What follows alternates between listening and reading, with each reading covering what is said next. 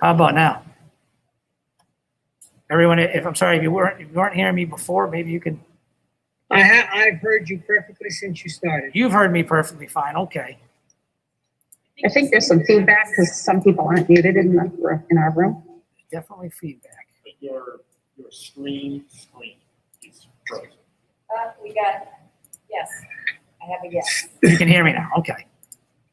Looks like there was a button on there. Sorry about that. Sorry about that, everybody. Just a quick recap. Money is looking good. We're getting some good grants that are really important. Chromebooks are on delay, but we ordered 450 of them.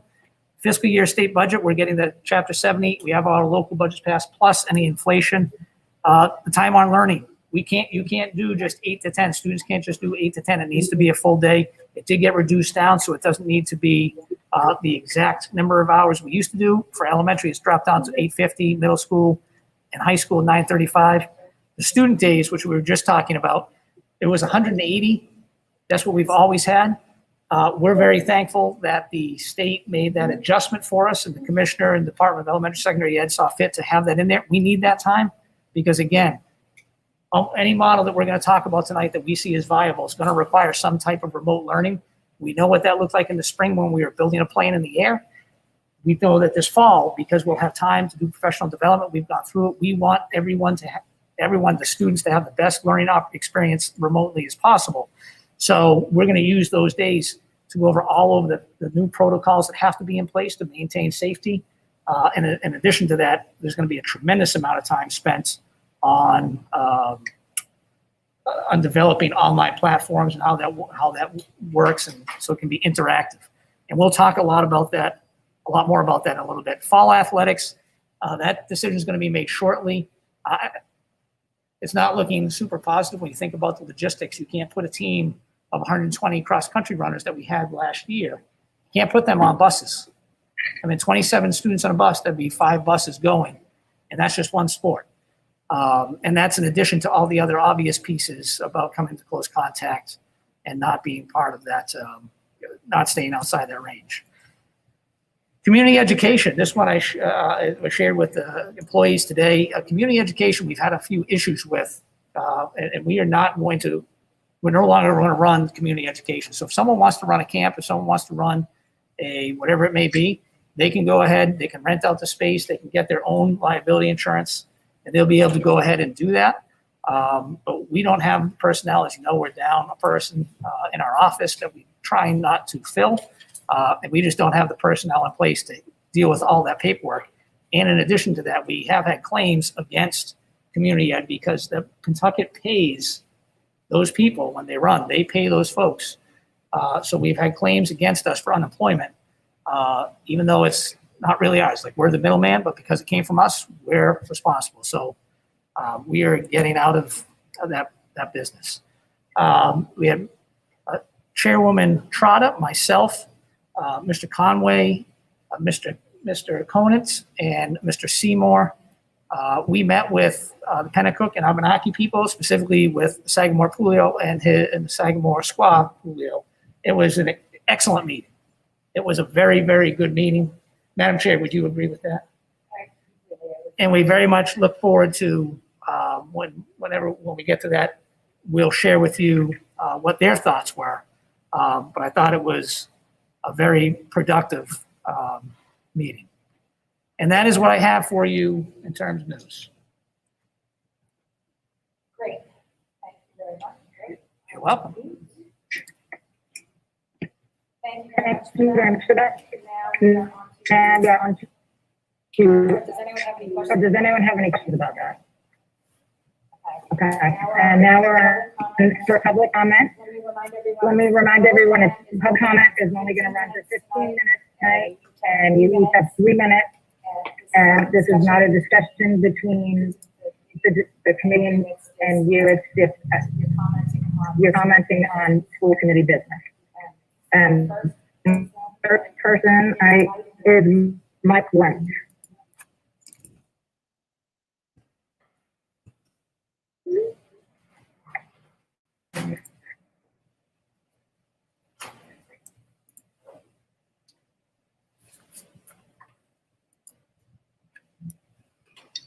Thank you, Madam Chair. Good evening. Dr. Bartholomew, Mr. Conway, members of the school committee, and community members who may be watching online. My name is Michael Wendt, president of the Kentucky Association of Teachers.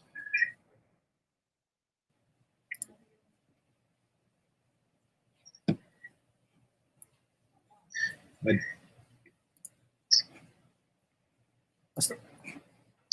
like to read you an open letter that was jointly signed by over 30 local education associations, representing over 10,000 educators across the region. This was written by a North of Boston Educator Action Network. Letter was approved locally, a unanimous vote of the Pentucket Association of Teachers Executive Board and the Reopening Contract Action Team in regards to reopening of schools and campuses safely. Educators continue to grapple with weighing the benefits of in-person instruction versus the health and safety standards needed to return to classrooms and campuses. Faced with a pandemic that is actively spreading to children, teens, and adults, we know that it is not safe to return to in-person learning at this time. We as a collective body of Greater Boston and North of Boston educators are recommending our districts and campuses return to learning in September with a gradual phased-in approach that is tied to public health and safety benchmarks. The safe return to learning in September must be guided by science, not a school calendar. We are calling upon all public schools to begin the school year with a comprehensive distance learning plan that has the potential to graduate to a hybrid learning model. Graduation from the distance learning phase to a hybrid phase must be defined within each local district using public health benchmarks, a thorough evaluation of the buildings to ensure they are safe places for learning, and investment to make necessary improvements. As educators, we cannot risk a premature return to in-person learning that will result in educators, students, or their families getting sick and dying. In order to protect the health and safety of our communities, we must direct our energy at the development of high-quality distance learning. It is imperative for educators to be involved in the decision-making process at both the local and the state level. Much is uncertain right now, but this is crystal clear. When in-person instruction begins, our students will need more educators to support them. As educators, we are advocating for a return to in-person learning that is guided by science, educational best practice, and the health and safety of our students and educators. The stakes have never been higher. Not one single person should get sick or die because we opened our doors prematurely. The only acceptable death count is 0. Well, you may be thinking to yourself right now, but our numbers are low in the Pentucket district, if not non-existent. So I have some data for you to consider. We have other signatories of Cape Henley schools in this area. We, our neighbor next door, Georgetown, our neighbor on the side, Hamilton, Wenham, Ipswich, and Masconomet. If I go back to Amesbury for a second, their numbers in Amesbury have been higher when it comes to COVID cases. We have many staff members in the Pentucket district who live in Amesbury. And one member of the Amesbury staff actually had COVID over the summer, just as an example. The American Federation of Teachers, which Amesbury belongs to, they cited in their statement on remote learning, the effective reproduction rate has risen to 1.08, not far from the 1.25 that prompted the governor to shut down the Commonwealth in March. They also cite that approximately 64% of cases are within age ranges of people that commonly are in public school environments. Mike, I'm sorry, you'll have to wrap it up. Sorry.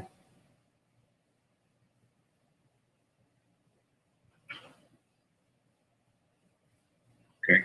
You can still talk, but finish. Okay, thank you. Thank you for your time. I'm happy to stick around if there are questions anybody has after as well.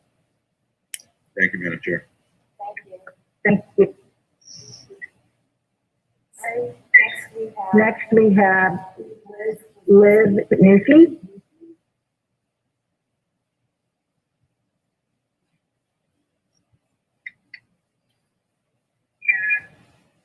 Liz Newsy.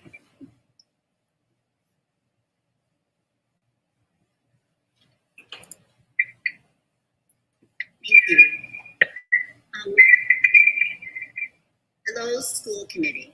I'm Liz Wisniewski and I teach 6th grade at Bagnell. I'm also part of a small group of PAC educators who are assigned to take a careful look at the reopening. I want to focus my comments on the hybrid model for reopening and a key concern we have with what I call the big D, efficacy of instruction. We've delved into the techniques of the proposal and many unanswered questions, and there is concern regarding time and environment. We'll share some of these important in the trenches questions we have. How will we deal with limited instruction time under a hybrid model? The cleaning, hand washing, mask breaks, sanitizing material, movement and bathroom protocols, and the dances of physical distancing will significantly limit instruction and time. How will we adjust instruction we've asked? What are the implications around this issue? We've been told that we must meet all the standards for our class curriculum areas. It's an easy thing to say and an almost impossible thing to do. A kindergarten teacher told me she's worried that just the hand washing requirements could take up a large portion of her time with her students. How will an unworkable environment be workable? Yes. As much as teachers will try, the learning environment under a hybrid model will hardly be engaging and supportive for students. We'll not be getting close to students. We will not be able to see student work to check answers in real time. We will not be able to assist our students by speaking to them in close proximity. No group work, no unnecessary movement. I can't walk up to my students or have them walk up to me. Masks will hamper communication. The types of interactions we can have with our students won't be remotely on par with a normal or even a virtual classroom.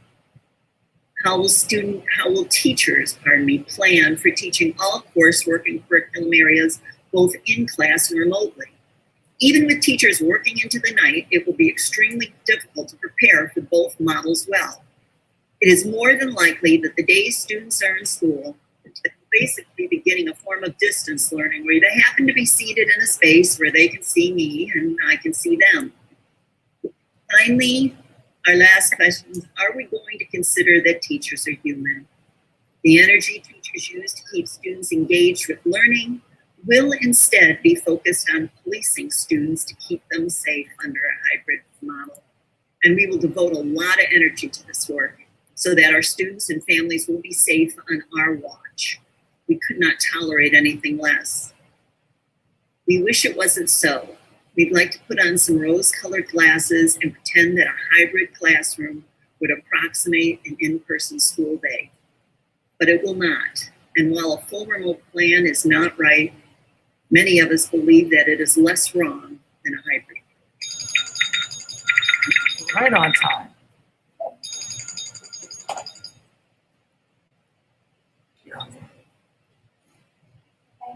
Thank you so much, Liz.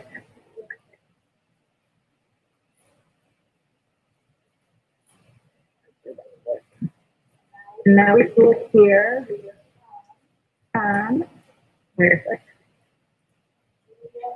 Juliet Doherty.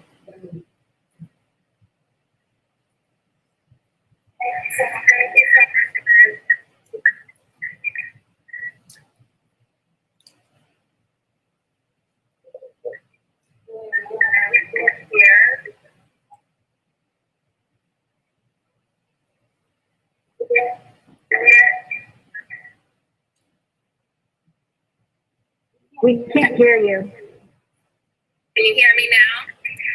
Yes. Okay. Good afternoon, Pentucket community. My name is Julia Doherty, and I am a teacher at the Donahue School in Merrimack. Being a teacher is part of my identity and who I am. It is much more than a job. It is a calling. It is something I take great pride in. Thank you for giving me the opportunity to speak tonight. Schools across the country are faced with an impossible decision. Unfortunately, there is not a solution that will truly fix the problem. As teachers, we want the absolute best for our students. We work tirelessly and creatively with limited resources to make sure that our students succeed. We are also mothers, fathers, grandparents, breadwinners, insurance holders, and daughters and sons caring for aging parents. We too are faced with an impossible decision.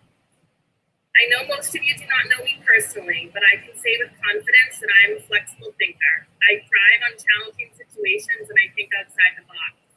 I'm often the positive voice in the room when presented with yet another hurdle we need to overcome. I have always found a way to make it work when it comes to my students. For this circumstance, however, I'm finding myself in new territory because in all the ways that I am a teacher, like many of you, I am a mother first. And every way I try to navigate this problem to find a solution, I keep coming up short. My son will be starting kindergarten this fall remotely.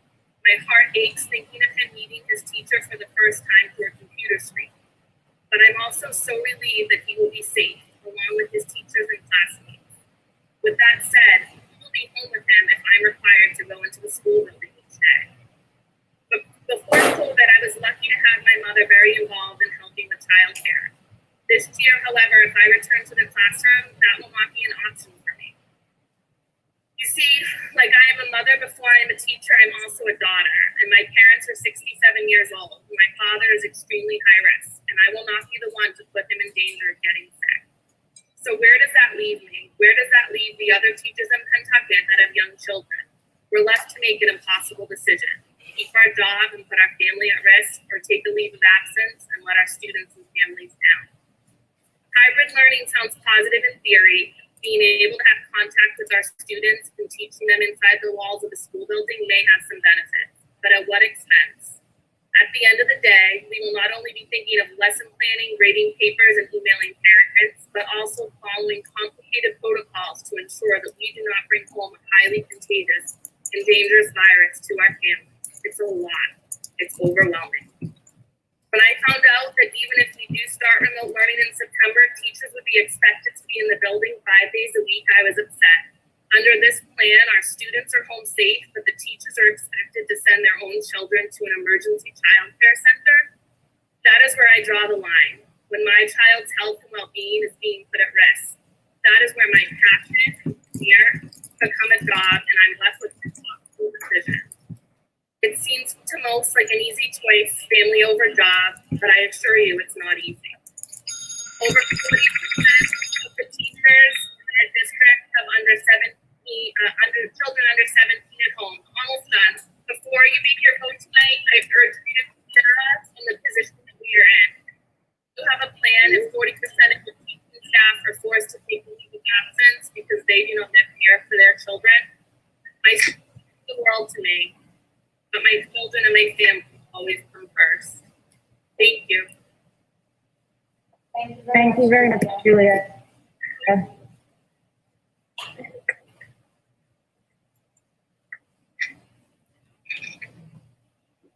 Next, Next, we have two more people that we have time for, and My computer just died. Come on over here. Although you can't get in from, But from the Zoom, yeah, I was running the Zoom. you just unplug it. No, he never gave me a plug for it. Over here. So is everybody frozen out now? I'm frozen. Chris, can you run things or not?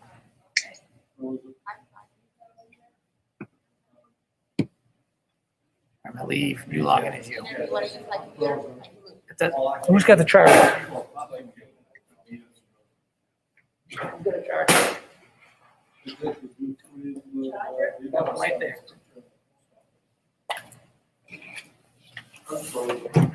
Here, just bring the charger. Does that go to that Chromebook? Here, I'll entertain people in the meantime. Hey, everybody, just gonna give you a heads up. We have a computer that crashed. So we're currently fixing that. So just bear with us for 1 second. You know, there's a couple more folks that are set to be in public comment. So just give us a couple minutes here to get this back up and running. So Somehow I think I became the host. Yes, Do you you want me did. to let somebody in? Yes. Susan Simmons. Sue Okay, Simmons. Susan Simmons is the next one to come into the meeting. I don't have try another laptop.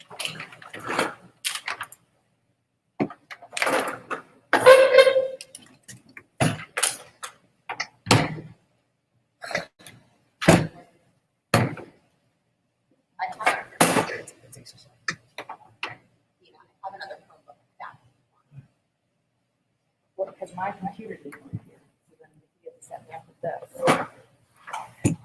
Looks like, I have the nice little mini Chromebook. so if you can hear us, it looks like it's just trying to connect to your audio. My audio?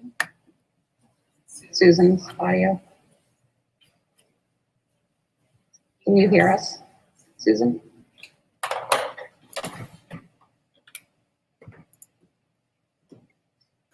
Still looking to connect that audio. Okay. You want to try someone else, Chris? So BJ Winter is the next person on the list.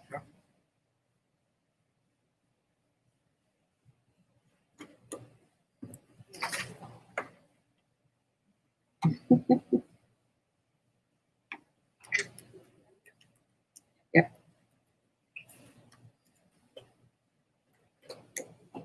I admitted BJ, but it doesn't look like anything's happening there.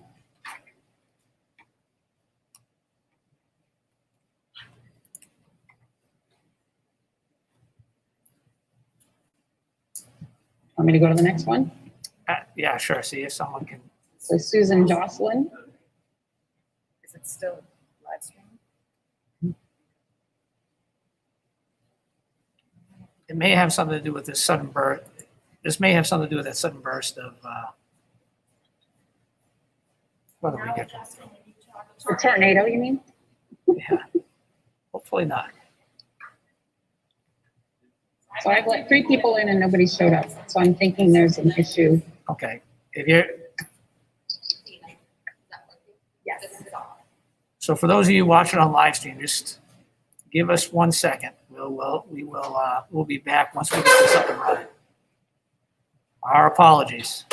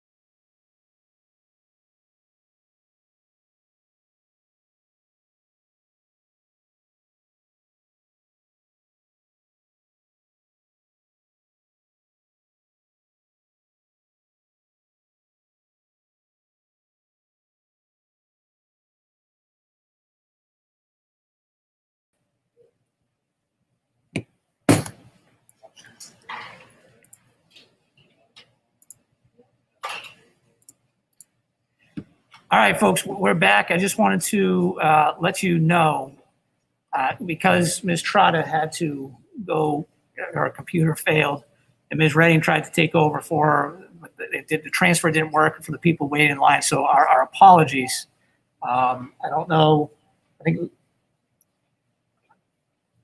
Madam Chair, I don't know what you want to do at this point. Do you want to go on with the agenda and add a couple more public comments at the end? That would take a, If there's anyone left at the end, I will entertain public comment. okay? I think we need to go on to new business. And our new business begins with administrative contracts. Now, can I have a motion to extend Go ahead. Greg LeBrec's contract for 2 years with a 2.5% increase? Up to 2.5%. So moved. Second. Roll vote. call vote. Emily? Emily? Chris? Chris? Yes. Joanna? Joanna? Yes. Marie? Marie? Yes. Yes. Dick? Wayne? Yes. Bill? Yes. Lisa? Yes. Motion passes. What, can I please have a motion to approve Brent O'Connor's contract to extend it? I mean, someone I went to high school with. Brent Conway's contract to extend for 2 years with an up to 2.5% increase. So moved. Second. Roll Roll call vote. Emily? Yes. Chris? Yes. Yes. Lisa? Yes. Joanna? Yes. Marie? Yes. Bill? Yes. Dick? Yes. Wayne? Yes. Motion approved. Yes. And now I would like to have a motion to extend Justin Bartholomew's contract for 3 years with up to a 2.5% increase. So So moved. moved. So moved. Second. Roll Roll call vote. Emily? Discussion. Discussion? So I'm gonna say something now, just so that it's clear why I'm gonna vote the way I vote. I'm not against extending it, I'm against the length of term that we're extending it, so I just want that to be on public record so people understand I have the utmost faith in Dr. Bartholomew. Can you see that again, Chris? Because I think, It couldn't hear, It came through. oh, it did. it came through, okay. Okay. Yes. Roll call. Roll call vote. Emily, yes. Chris? No. Joanna? Joanna? Yes. Marie? Yes. Dick? Yes. Wayne? Wayne? Dina? Yes. Bill? Bill? Yes. Lisa? Yes. The vote is unanimous. No. Oh, I'm sorry. The vote passes. Yes.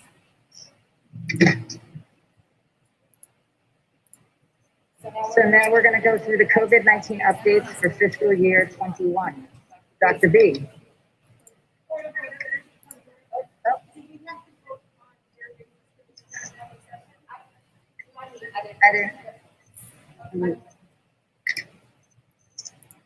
I didn't hear what you said. Sorry, do we have to vote on their raises or is that included? Oh, so yes, yes. Okay, so can I have a motion to approve Brent Conway's contract for up to 2.5% for this year? Moved. To clarify, it's a 2.5% increase for fiscal year 21. 21, correct. Roll call vote. Emily? Yes. Chris? Yes. Joanna? Yes. Marie? Yes. Yes. Dick? Wayne? Bill? Yes. Lisa? Yes. Dina, yes. And now I would like to make a motion to approve Justin Bartholomew's increase of 2.5% for fiscal year 21. So moved. Did someone second? Okay. Any discussion? Emily? Yes. Chris? Yes. Joanna? Yes. Marie? Yes. Dick? Wayne? Yeah. Bill? Yes. Lisa? Yes.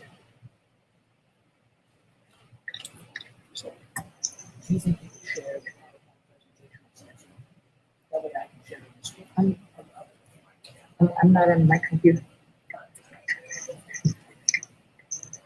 Okay, next up is the COVID-19 updates. Dr. B? Yes, thank you, Madam Chair. We're going to go ahead and I'm going to, oops. Can I just ask that everybody in the room mute? Because I don't know if other people are hearing echoes through the computer.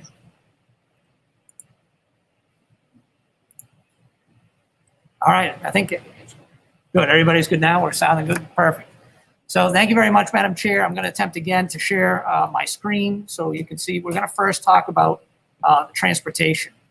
And basically, this was something that came down. You'll see in the presentation, we'll go over this. We'll go over this in more detail. But overall, as you can see, transportation, the guidelines we got from DESE, this is a picture of what was deemed as medically sound. We can have up to 27 students on a bus. So we do not have the ability to go ahead and have everybody, oops, 1 second. Yeah. Possible that Dina can. That's what I was going to try to do. So people who are watching this from far, I'm going to try to get it up twice. We'll put this up on the screen twice. Let me see if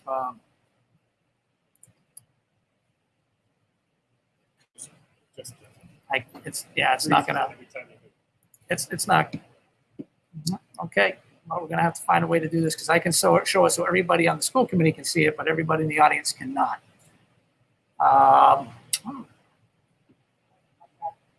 You're going to try to open, if you open it, I can open it on my program here.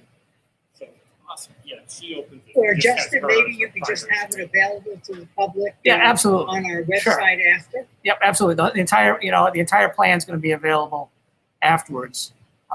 Let me actually go ahead and see if this is. What if we do it? That's the only thing that's in. Yeah, I know. Yeah, that's it. So if Dina, if you can share, that'd be great. I don't know if you're going to be able to or not.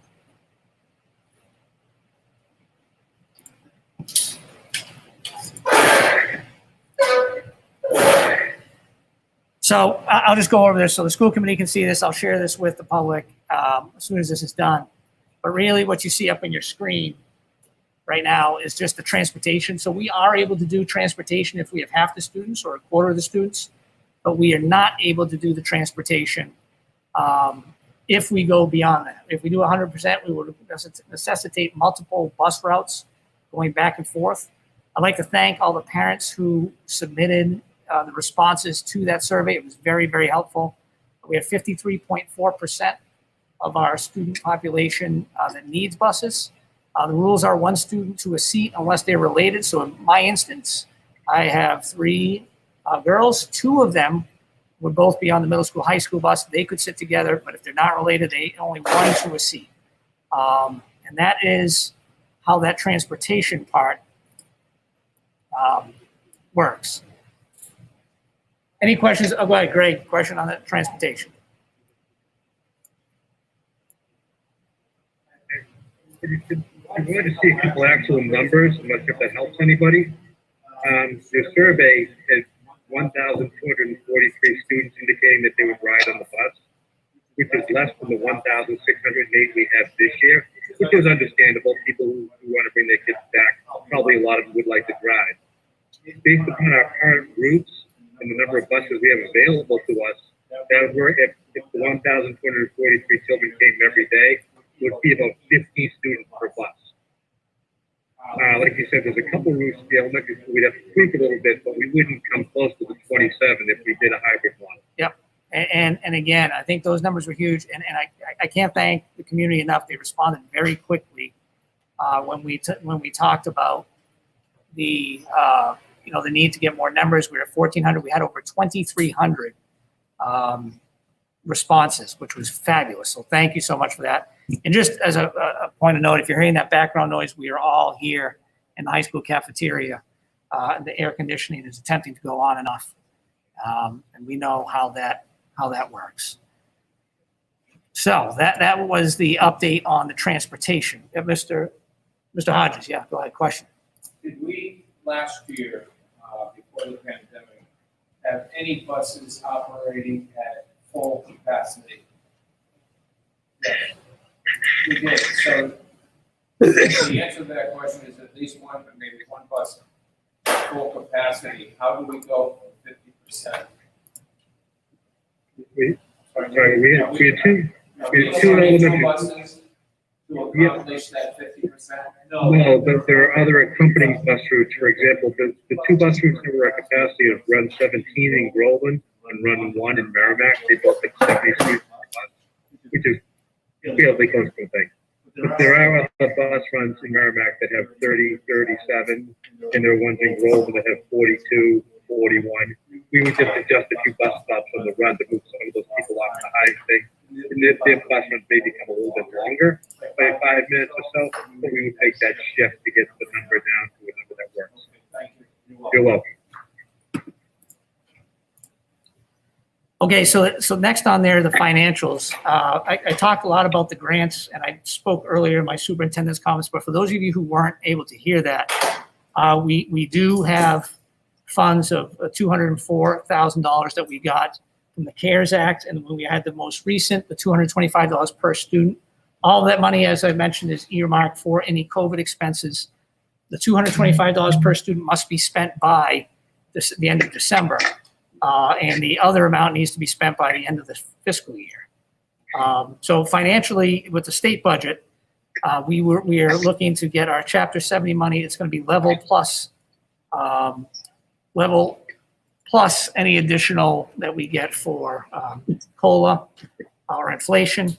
And we're anticipating that we will see a state budget. They're trying to crunch federal numbers. We won't see anything until much later in the fall. October, November is a guesstimate.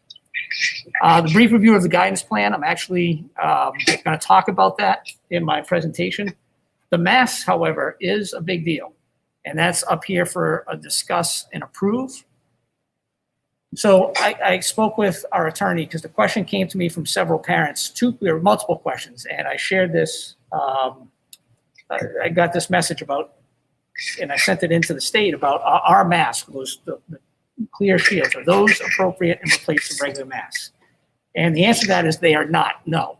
So we cannot permit those to be worn by themselves. A mask with a shield is completely appropriate, but just a shield, it is not. And that makes sense when you think about it because the way the vapor travels down and can spread there out, whereas this keeps all the vapor in. The other part of this, though, we had the discussion about the guidance from the Department of Elementary and Secondary Education is requiring anyone in second grade or higher to wear a mask. However, it's up to each local school district whether or not to require a student to wear a mask in school regardless of their age. There are, of course, so that's a decision that needs to be voted on. The attorney said it is. We are able to say that, yes, it is required and mandatory. However, when there's a medical exception, that one needs to be reviewed individually. Obviously, you'll need, if there's going to be an exception, there needs to be medical documentation, and it has to be significant enough. Because remember, this is something that a child would go into their classroom without a mask.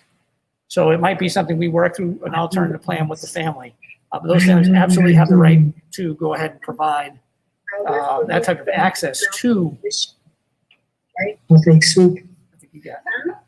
That's a soup. Yeah, Bill. Maybe you'll want a bite of it. Mais qu'est-ce que j'ai? Bill, we got you on. Fish and shrimp, just crevette. You asked me for shrimp. Oui, can't crevette. All right. What's in the channel? All right. So this is happening, but just gonna make a point that we do need to vote on what we want to do. My recommendation is that we require masks for all students, regardless of grade, if they're gonna come in, or if there is a medical exemption, that we do consider that on a case-by-case basis. And that might be something that if we do a case-by-case basis, we will have to, might be a legal consultation we have to do. And you know, we'll work with the families on figuring that out. But Do you want obviously, your kids to wear masks? Yeah, voted yet.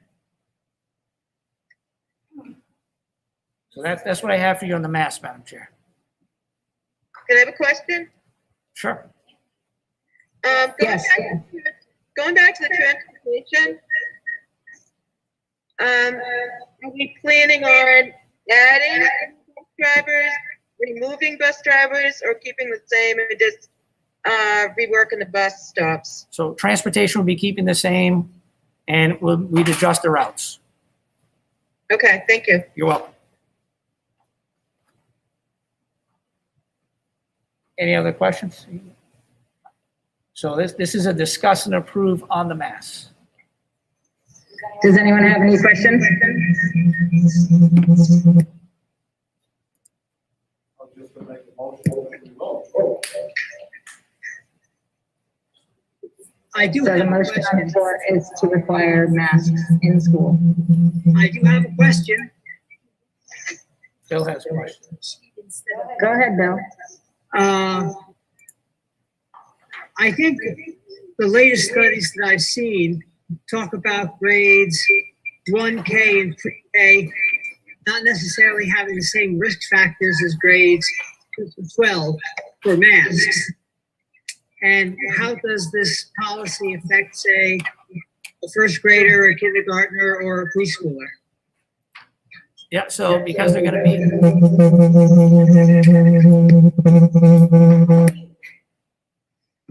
is everybody muted now? Okay. So because they're gonna be in the school building, obviously they're not at a greater risk. From what we're told, it has to do with the droplets, and because they're low to the ground, their lung capacity, they're projecting more towards the ground than they are out and about.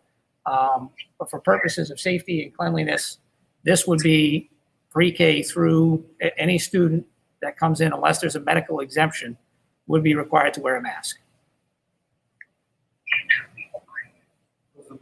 And what does the state say about that, Justin? So the state strongly recommends pre-K through first wear a mask, and they require masks for anything second grade or above. But it's up to each local school district how they want to approach the masks.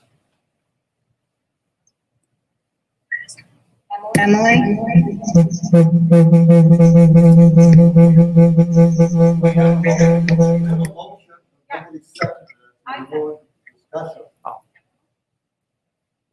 What's the motion? Motion was to exactly what your recommendation was, to wear masks, pre-K through 12. I can't hear Wayne.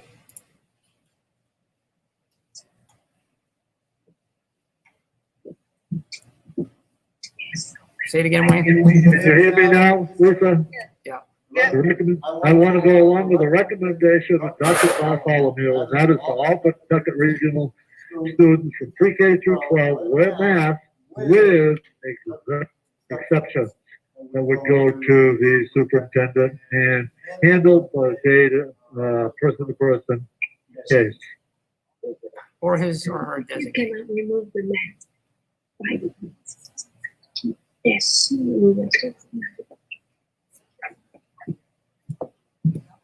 Can I make a friendly amendment to that? Do we need to have medical approval on those? That's what Dr. Bartholomew said. Yes. It would need to have medical documentation, yes. And even with medical documentation, it's still a conversation about what's the best way and the safest way to approach the education of that student within the building.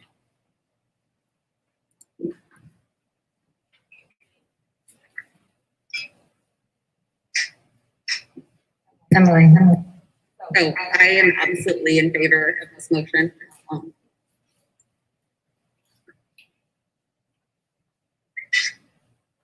So do we have a second? Did we have a second to the motion? Second, Now discussion.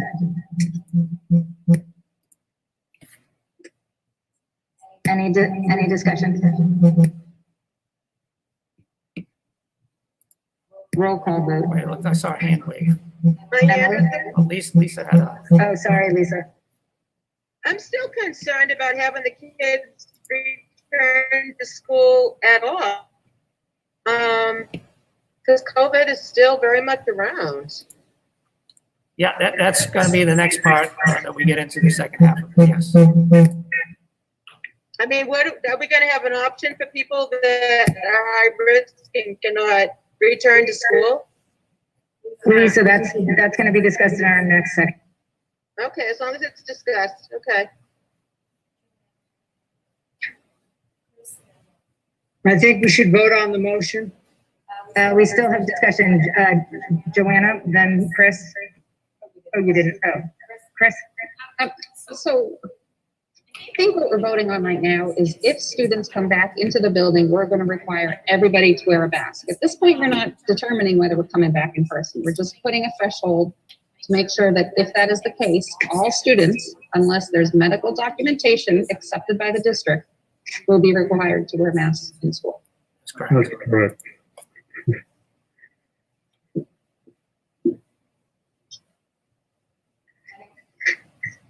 Anyone else?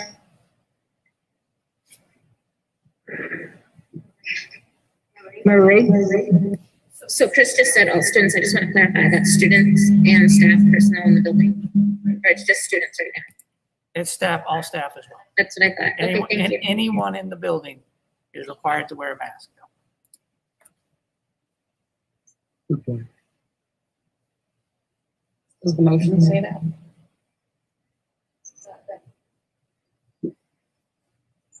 Emily? The other, I mean, the part about the staff and other people is covered also by, in other documents and the guidance from the state as well. Yeah, that's correct. So I think this is the part where the state gives some leeway or local control that we need to address. So that's why it's specific to students. Yeah, actually, that's great, Ms. Dwyer. Thank you so much. That's absolutely correct. Everything is covered by the state. All faculty and staff must wear a mask already. We already know that second and above has to wear a mask. The question is really the pre-K through first, and anyone coming into the building, anyone else coming into the building, that they must wear a mask.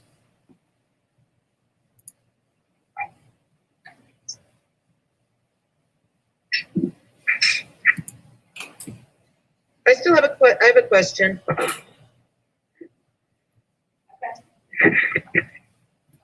Go ahead.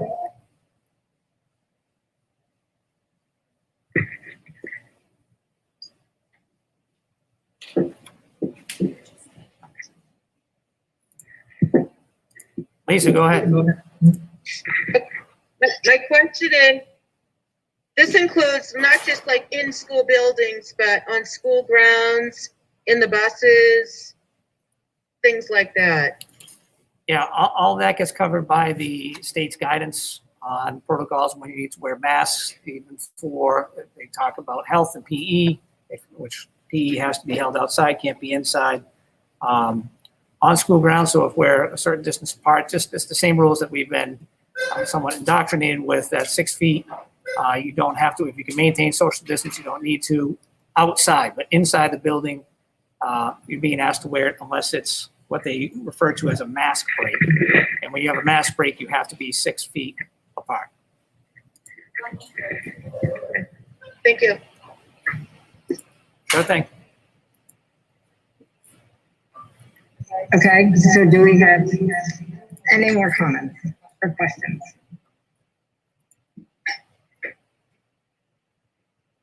So roll call vote on requiring masks.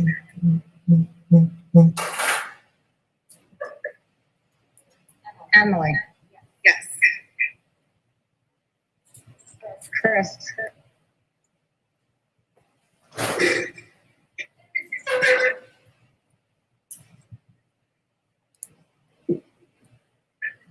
Joanna, Yes.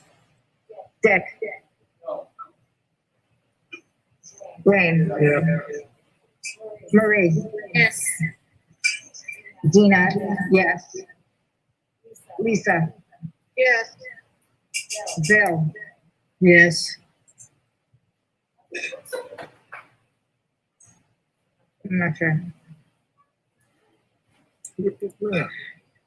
Chris. Chris is a yes. Motion passes.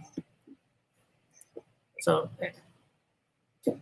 just a reminder, if you're here in this space, you've got to mute if you're not talking, or else we're going to have that feedback. I try to look at people and mouth things, but it doesn't, you can't read the look to me, so it happens. I see, that's where I went and got the pen, but I didn't have paper with it. Okay. Okay, so next up we have PRSD returns to school plan, fall 2020. I will share my screen. There you go. Yeah, I appreciate it. Thank you very much, Madam Chair. And we're going to cover quite a bit here. I see we have quite a few people watching, and just, we went over this with employees today, just so they had an idea of what was coming up. So at this point, I'll go ahead and get started. And I know there'll be a slight delay, but I thought it was important to first discuss the background of where we've been and where we were when we started this. And we can all remember back on that Friday when we had decided that we were going to suspend school. The North Shore superintendents got together after hearing some guidance, and we made the decision that we didn't think it was safe to come to school given what was going on in the country. Particularly, we know that that one company in Boston, Biogen, it's very nearby. So given that, we felt like the smart and safe thing to do was to go ahead and make sure that we didn't put anybody in harm's way. Shortly thereafter, the governor declared that all schools were going to be closed and everything was going to be online instruction. And that was going to start on March 17th. We started our online instruction on March 16th. But I think one of the things, again, for everyone that's watching, I think you need to appreciate what all the teachers were able to do here. Friday the 13th, we were in school. They then took the next 2 days, 3 days, and had to come up with a way to get their curriculum, if they hadn't had it up online, to get it up online and connect with students. And they did that. And on the 17th, when the governor closed for 3 weeks, there was no guidance yet. We knew things were going to be shut down. We needed to continue to the best of our abilities. And it was a daily and hourly conversations with DESE and with the educators about how we were going to proceed. On April 21st, that's when the school closures were extended. That's also right about the time when we learned that it was only going to be a modified curriculum. There was only going to be essential standards. It wasn't going to be the full curriculum. And there wasn't going to be grading. It was going to be a credit or no credit situation. And that carried through the high school. We had the high school graduation on June 6th, which, again, I said this today. I'll say it to everyone who's watching. They did an awesome job. I know there was a lot. I mean, we weren't able to provide our seniors with what we wanted to provide them with, but that graduation was absolutely outstanding.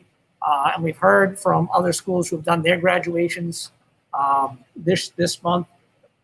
July, and they're planning to do them now. And I think we hit the nail on the head with that graduation. So just a huge thanks to everybody who helped organize that, their advisors, the kids who were going through with it. That was just fabulous. And then on June 18th, that was the last day of remote learning that we had.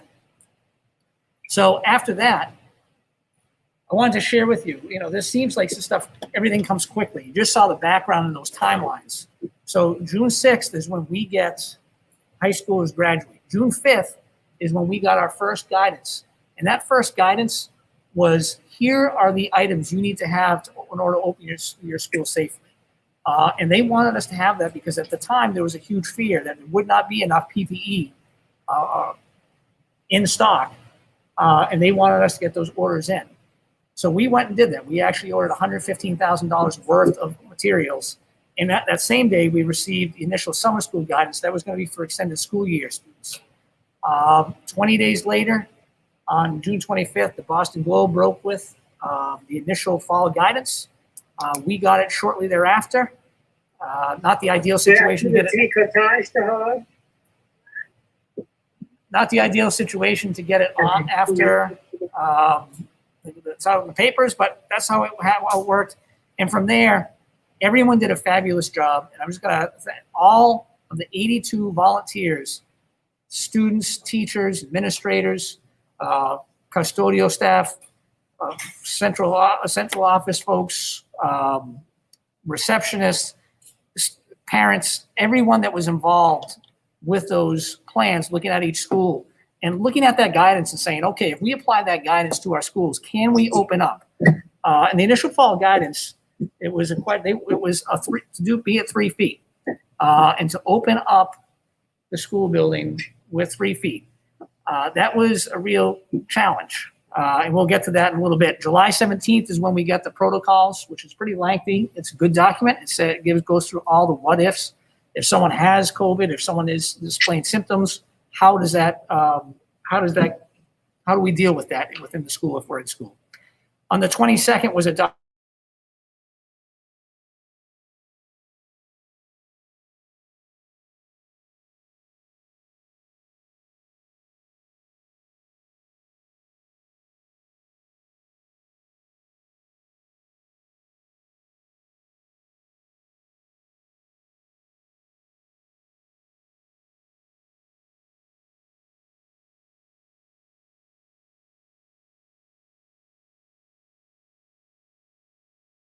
we found.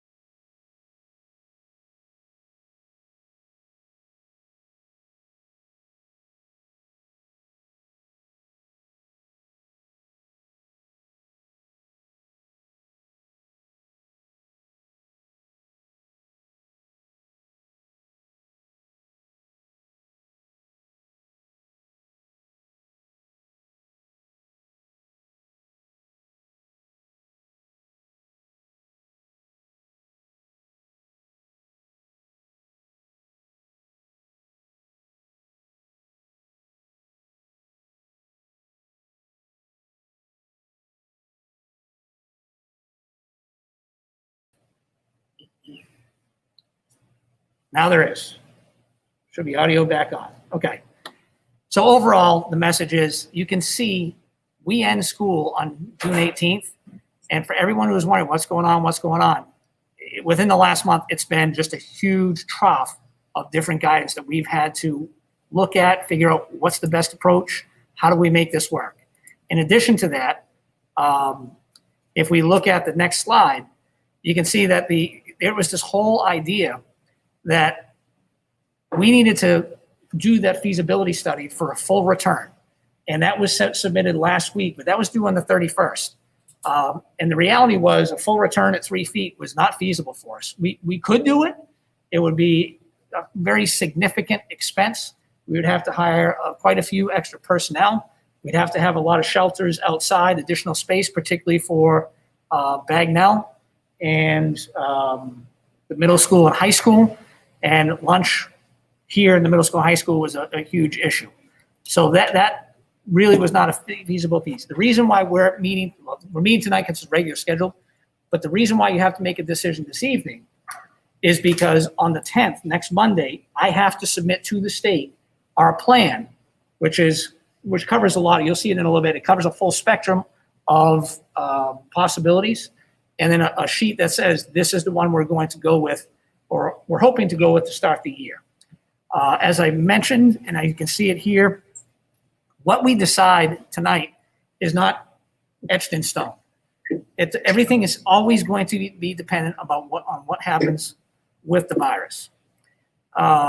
So if we go on to the next one, so all the safety protocol, all this is in place. So we just voted on the masks, but there's hand washing, sanitizer, the spacing that's required, distancing, cleaning, all of that's covered in all of these guidance pieces that have come out, except for the mask, which the mask was, but we just made that a little bit, we made that a little more robust with what you just put in there. And then we also have that comprehensive guidance, and we have to follow all of that. In addition to that, we still will continue to work, obviously, with our local boards of health so we can get all the numbers. I think we heard one of our speakers at the beginning mention how the numbers were low. Right now, Groveland and Merrimack in the last 2 weeks have had there's been no cases. It may go further back. It's only the data from the last 14 days. And I think West Newbury has a single case. I don't know exactly what it is because it shows up as less than or equal to 5 if one comes up. And that's in the last 14 days. So at this point in time, it is correct. I mean, our numbers are much lower than what they were a month ago, 2 months ago. Transportation, we talked about that. And just these are just some thoughts. Nothing, and we heard a speaker say this earlier as well, nothing will replace face-to-face instruction. We are not going to be able to replicate that remotely. And I'm not advocating for one, I'm just telling you, even if we select a hybrid, that remote experience is not the same as being in a classroom and going from class to class or going from your teacher to lunch to your specialist. We cannot replace that. There is that human interaction, especially when you're growing, that social engagement, picking up social cues, reading body language, all of that is so critically important. And that is not going to be replicated. So no matter what you decide tonight, that cannot be replicated unless we're back in person 100%. And like I just said, it's on an option that's on there. My recommendation, we don't go that route because it's extraordinarily expensive and problematic. And again, so we can decide tonight, but the virus can decide tomorrow. It doesn't matter. Like I said, it's not etched in stone. There's a video I wanted to show. I don't know if you have this video. Can you pull that up for? Do you have that? You might be able to. I'll actually turn this around. Let me see if we can. This is.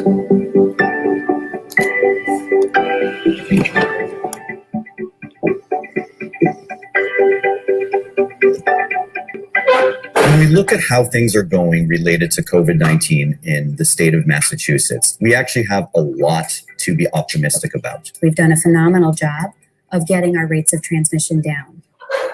We are viewed around the country as a leader in developing strategies to reduce the spread of infection. Getting our kids back to school is really only safe because we've gotten the rates of transmission down to a low level, low and continuing to drop. If we were in another state, we'd be having a different conversation. There will be important measures that are going to be implemented at each individual school to make sure that kids stay safe, kids and teachers. One of them will be social distancing. We're going to keep kids apart. We're going to rely heavily on the use of masks, which we know are highly effective at reducing transmission. We're going to rely on hand hygiene. We're going to really and require children to be washing their hands or using hand sanitizer frequently over the course of the school day. So one of the most important things that parents and families can do to support safe return to school is ensuring that they're only sending their children to school when they're well. Every day, we want parents to ensure that their children don't have any symptoms that could be a sign of COVID. We know that classrooms are going to look different than they did last year. They're going to be configured in a way that's going to maximize the safety to both students and to teachers. The first difference that will be noticed is that the desks are going to be spaced further apart. We know that not every classroom will be able to achieve 6 feet of distancing, and that's safe provided that children who are in those classes, as well as the teachers, are wearing their masks.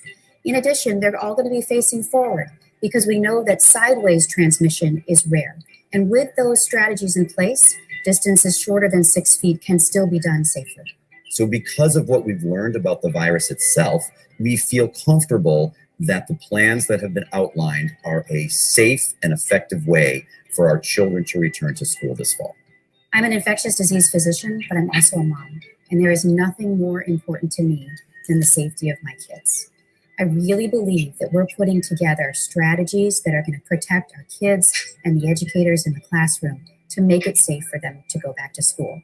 My children are going to be going back to school in the fall, and I am really confident that they're going to be fine.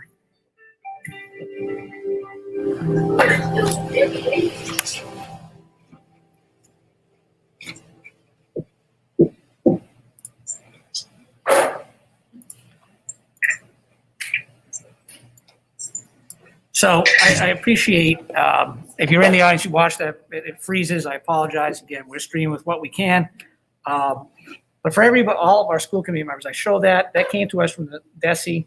And just always as a reminder, we're taking information, and we're taking information as a nation, and we're taking information as a state. And that doesn't necessarily mean the information that applies to the nation, that applies to the state, applies to Groveland, West Newbury, and Merrimack.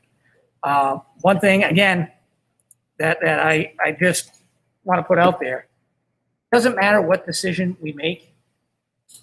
No decision that you make is going to be the right decision. No decision that you're going to make is going to be the wrong decision. It depends on the person you're talking to. But trying to make a right decision, there is no one single way you can make a right decision. The most important things we considered were student employee safety and health, student employee well-being. I think that's going to be critically important. We talk about that, the social emotional well-being of our students. It also applies for our staff members.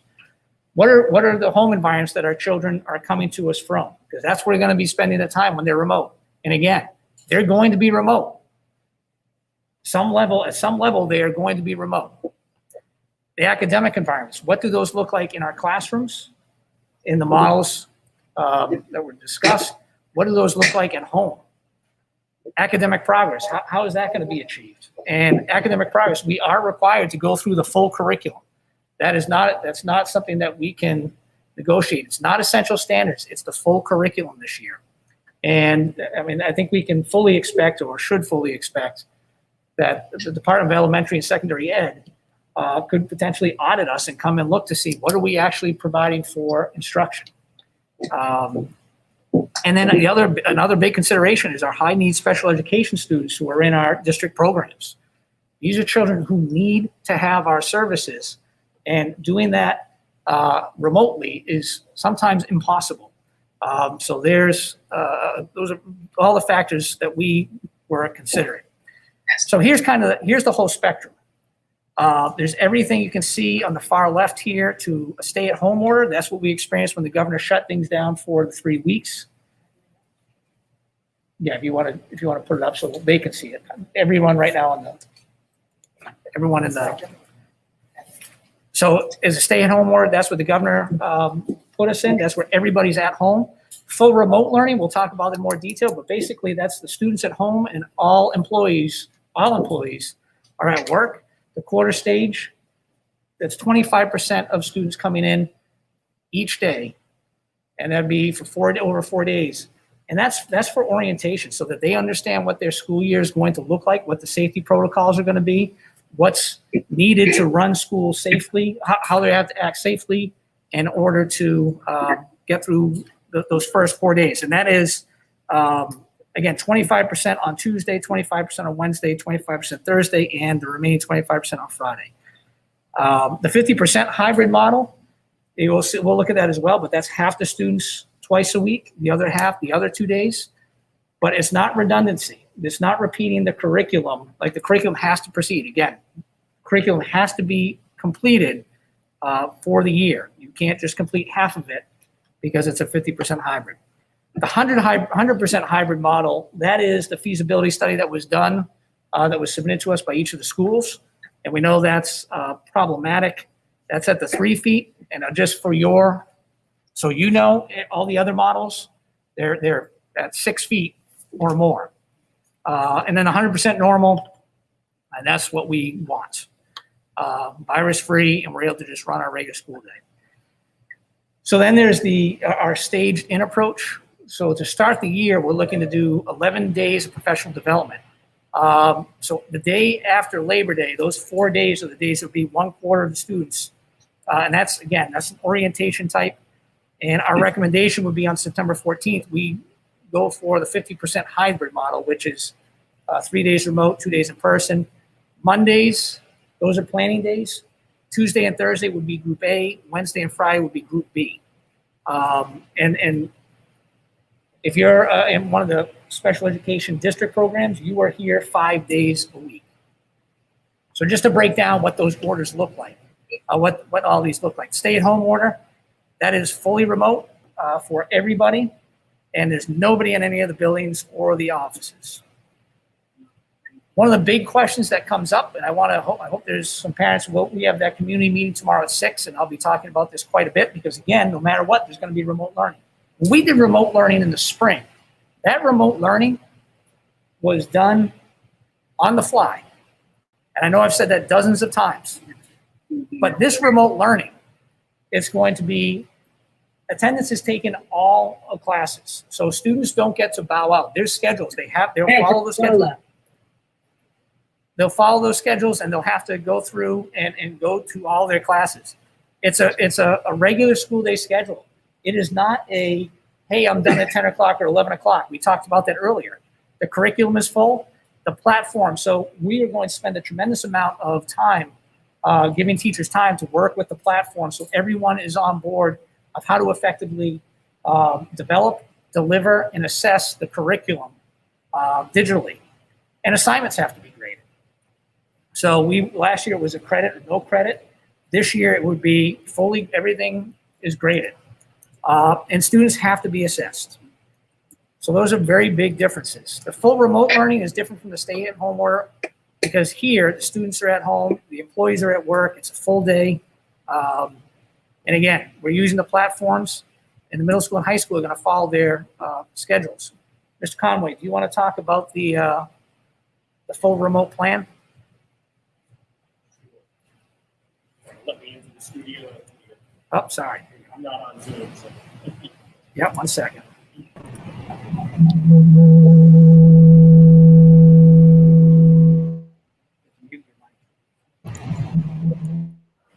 Stay. You good?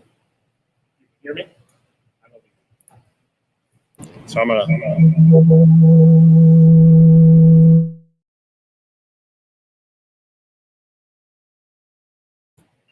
Want to come over here and do it?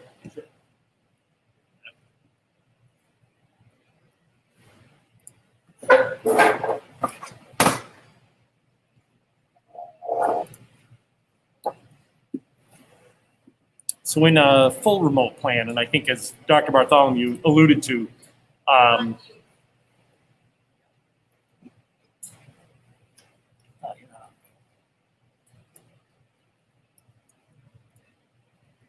all set now?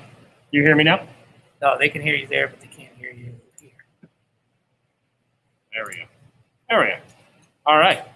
So as Dr. Bartholomew alluded to, in a full remote plan where all of our students are at home, for the exception of maybe some small numbers of students for intensive needs, this remote teaching would look really different than what we experienced in the spring. That was much more of like emergency teaching. So I think that's really important to remember. But I think in that full remote plan, we have some really clear objectives around what we would be doing.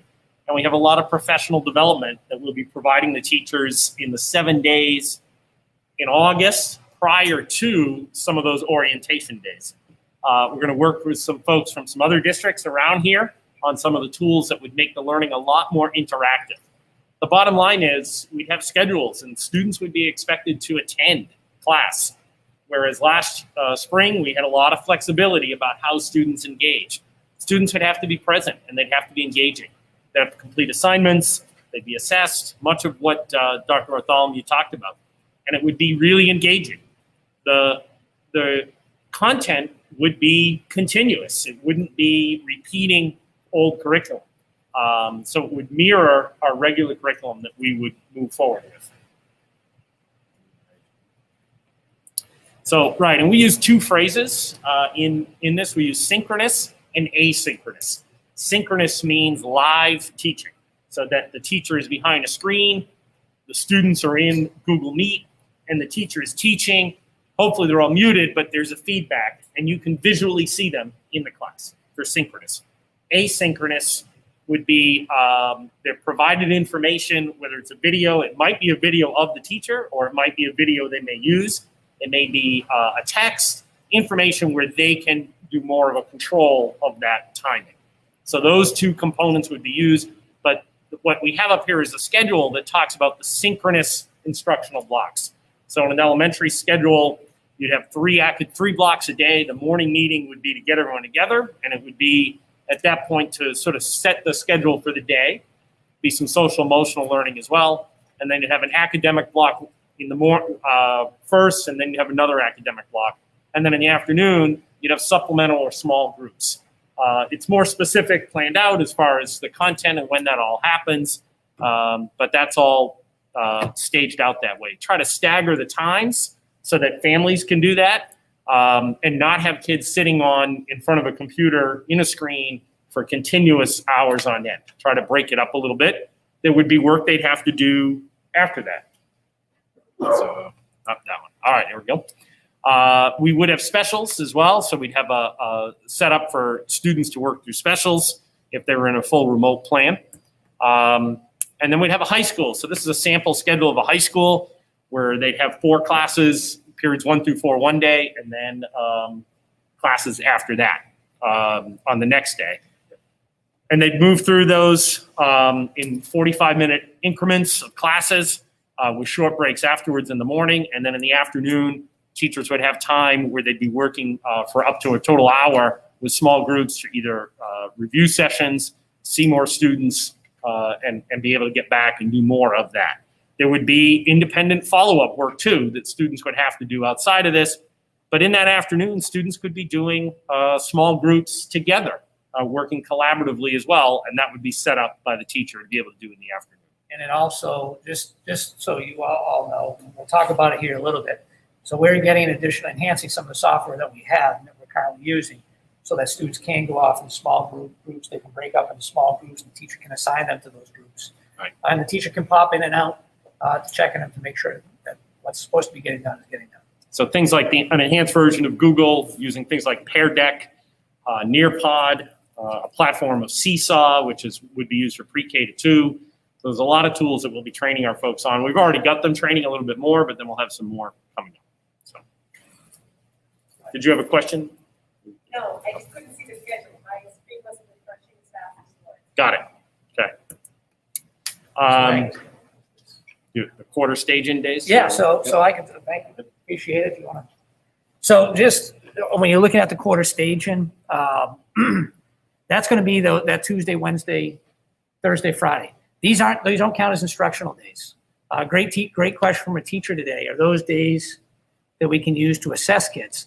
And we really want to make sure on these quarter days that our teachers have the opportunity to put their eyes on these children and have those interactions. Everyone needs to acclimate. This has been a long time out of the school building. It's been a long time out for the educators.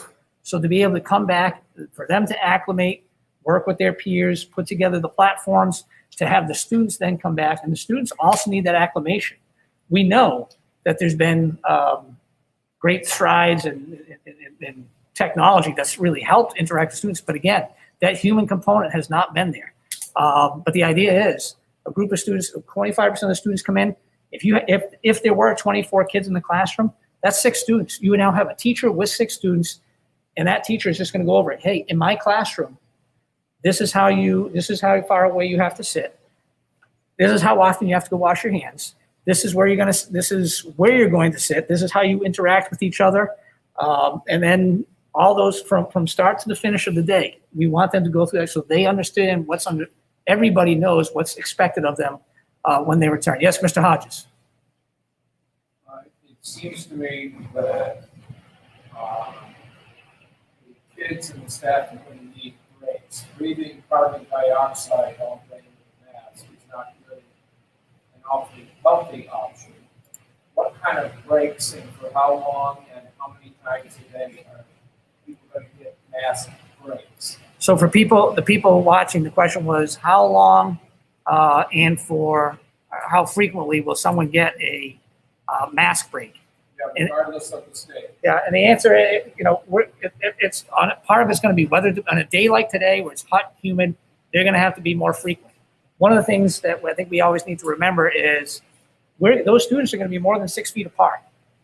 So initially, we're talking about students eating in classrooms. They can take their masks off, they can have snack, they can take their mask off, they can have lunch, but they're already far beyond that 6 foot standard that the medical community had set for students to be able to have that break. So if they're further apart, it can't be all the time. We know that because we're talking about droplets going out, circulating through the air. So the mask's gonna have to be more, but there'll be designated times and we'll set up schedules for folks on that. And appreciate you asking that question. Now, what in the heck happened? Oh, here we go. So the 50% hybrid is that next option.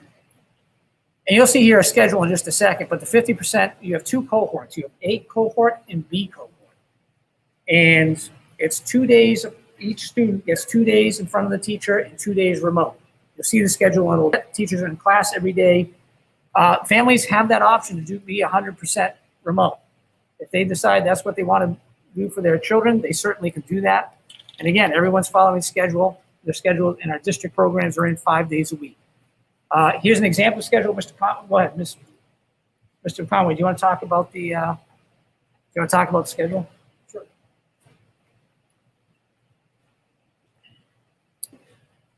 So this is the hybrid model where we have 2 cohorts, and as Dr. Bartholomew talked about, what we've done is we're almost to the point where we have the cohort set to be able to implement this. They're done by families, so that a family, regardless of what building they're in, they're assigned in cohort A versus cohort B to make it easier on families.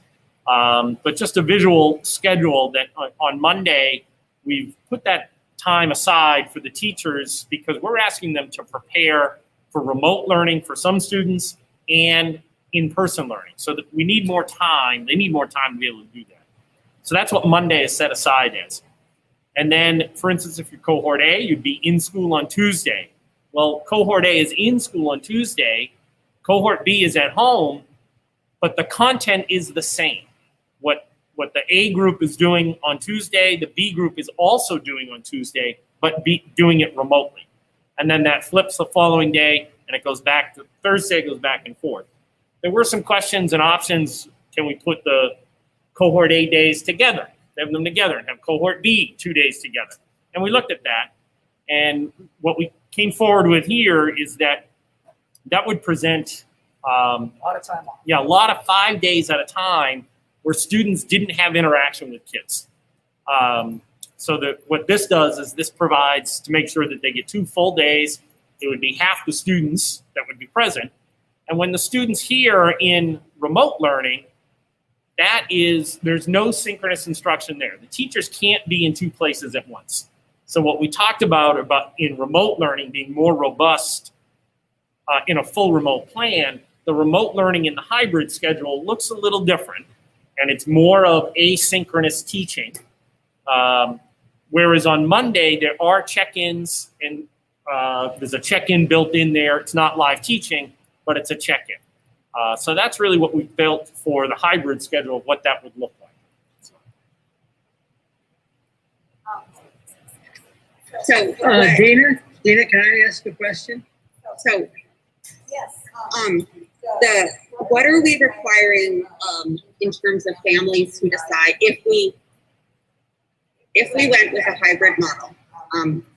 What are we asking of the families in terms of decision making? Because there's no way you can say to a teacher, okay, this kid has decided they're going to be full remote for this month, and then next month, like are they going to require quarters or trimesters depending on what their school operates on, or what are we So I think that's a fair question, and parents are going to have the option. And the bottom line is, if a parent does not want to send their kid to school, they're not going to be forced to send their kids to school, regardless of the decision that's made this evening. The state's made that very clear. There are multiple options for families. So if in the event we're returning to school in hybrid in some manner like this, and a family does not want to send their children to school, they have basically three options to choose from. Number one, if they're thinking it might be short term, a month or two, 2 months, and they want to kind of figure it out, they can basically go with this plan, but just do all the remote days. And they can access that asynchronous instruction that the teachers are preparing for the kids while they're home. If they feel as though they want it to be more of a long-term decision, either likely the entire year, the state is launching, we're supposed to learn today, I imagine at this point it'll be tomorrow, or very late tonight. Learning management. Yep. A learning management system, which is an online platform that will meet all the state standards. It'll be a pretty robust program, but it'll be very independently done at home. We'll have district staff overseeing it, not providing instruction, but doing check-ins, overseeing it, helping kids through it. Parents can choose that as well. And the last option is parents can choose to homeschool. And if you homeschool, you are responsible for all the curriculum, the instruction, and the assessment. You file a homeschool plan. We have a survey prepared that we'll send out, I think tomorrow is when we'll send it out to parents to request information from them about their options. Now that they see what we'd be putting forward, they get to know what those options are. And I think that's really important. And so once the decision's made tonight, we'll put that out so that we know what the numbers are going to look like. And I think it's also, when we talk about the learning management, another really important part of that is the state's already indicated that's not going to be ready for the start of the year. Yeah, I mean, maybe by the 14th. It might be by the middle of September. But we don't know about it yet, and that's going to take time for us to take it, digest it. So once we see it, we'll be able to work with it. But that's going to take. At this hour, we can't tell you what that is. Hopefully, by the time we send the survey tomorrow, we can at least give them an idea of what it is and what would be entailed. I think it's important to remember, if you choose that learning management platform, you're committed to that for the year unless we return in 100% full with no restrictions. In other words, there's full vaccination and so forth. And while you're doing that, you can't come to anything we do at school. You can't come to play practice and sports and things like that. That's a choice that a family makes, and we respect that, but that's what that choice is. And I think for any families that are listening to, we might cover this tomorrow night, but that's an important piece to understand. If we are in any remote situation, if there are extracurricular activities, including athletics, they do not get to participate in those activities if they decide to be remote. Justin, can I ask you a question? Sure. I'm very happy to hear that a survey is going out, because if I've heard any undercurrent, are you prepared to have, actually this is a two-parter, are you prepared to have large numbers of kids at certain age levels, say equivalent to a team or two sections that do not want to go back, say for half a year, full year? And again, since I cannot participate in executive sessions, have we had any feedback from staff as to the number of staff that are very nervous about coming back? Yep. And is there anything that you are legally allowed to share on that topic? Yeah, sure. So I'll just tell you, we have two different things on it. First, your first question about are we prepared? Yeah, absolutely. I mean, if we prepared for the virus as best we could. Things change. We're changing all the time. So if all of a sudden there were 15 kids in a particular grade that decided they were going to be stay at home, that's fine. They're going to stay at home and just do remote. We'll figure out how to make that work. That's our business. It's what we do. So we'll make that happen. From the teacher survey, we were able to, Mike Went, the president, shared with us the data, which we felt was really important, because when we were coming up with these models, we need to know what those numbers and early indicators were when they took that survey. But we'll follow up again. Once we know this information, we'll have an additional survey for the staff so we know where things are. And we know for the staff in particular, like there's all sorts of different options they have now based on new federal guidelines for different types of leave that they could potentially utilize. And that impacts us as well, because we need to be prepared to fill any vacancies that might take place as a result. So as an example, if I live in a house and I'm caring for someone who has COVID, there's a type of leave where I qualify for that and I can take care of them. So we are prepared for that, and we will get that. Because one of the things, since we have a very high percentage of, I'm going to get in trouble by using the age group, say middle-aged teachers, they're caring for children, they're caring for elder people. Yep. They're scared, they don't want their kids to go back, and they don't want to go back. And I know it's a very tricky situation, Sure. but do you foresee potentially any situation where, say, a fourth grade teacher could remotely teach a group of fourth grade students who didn't want to go to school that wanted to do remote learning? Yeah, we talked about this a little bit today with some of the employees. They asked that question. It depends. As it says, every situation depends. There has to be a qualifying situation. It can't just be I don't want to. It has to be a qualifying situation. And in that qualifying situation, we've talked about it quite a bit, and we think there are times, there are situations where we might be able to have that person teach from home to the kids in the classroom. So they're basically being broadcast into the classroom, and there's another adult in that classroom who's helping to supervise and monitor the children that are there. So that is, we've certainly thought of that. What we don't know, again, was numbers, so we don't know how many adults we have to utilize to make that happen. But you can imagine it's one of those situations where all hands are on deck, and if we get parents who want to be substitutes, we're not doing volunteers. That's one of the things that we're not going to have people coming in and out of the building. So if we have a pool of parents who are currently, or retirees who are currently, or might be interested in being subs, and we could cluster them with that school and use them as an adult that's in there monitoring while that live stream is coming in from the teacher's home. Justin? Yes, sir. I'm not coming back. Yeah. High school would need you, Bill. Come on. Sure. Yeah. Thank you. No problem. So other points about the hybrid model. We talked, Mr. Conway already talked about this, so we'll skip over it. But some of the big pieces, like the cafeteria brings up some problems for the middle school and high school, more the high school than any other schools, because it's not nearly as big and they have a large number of students.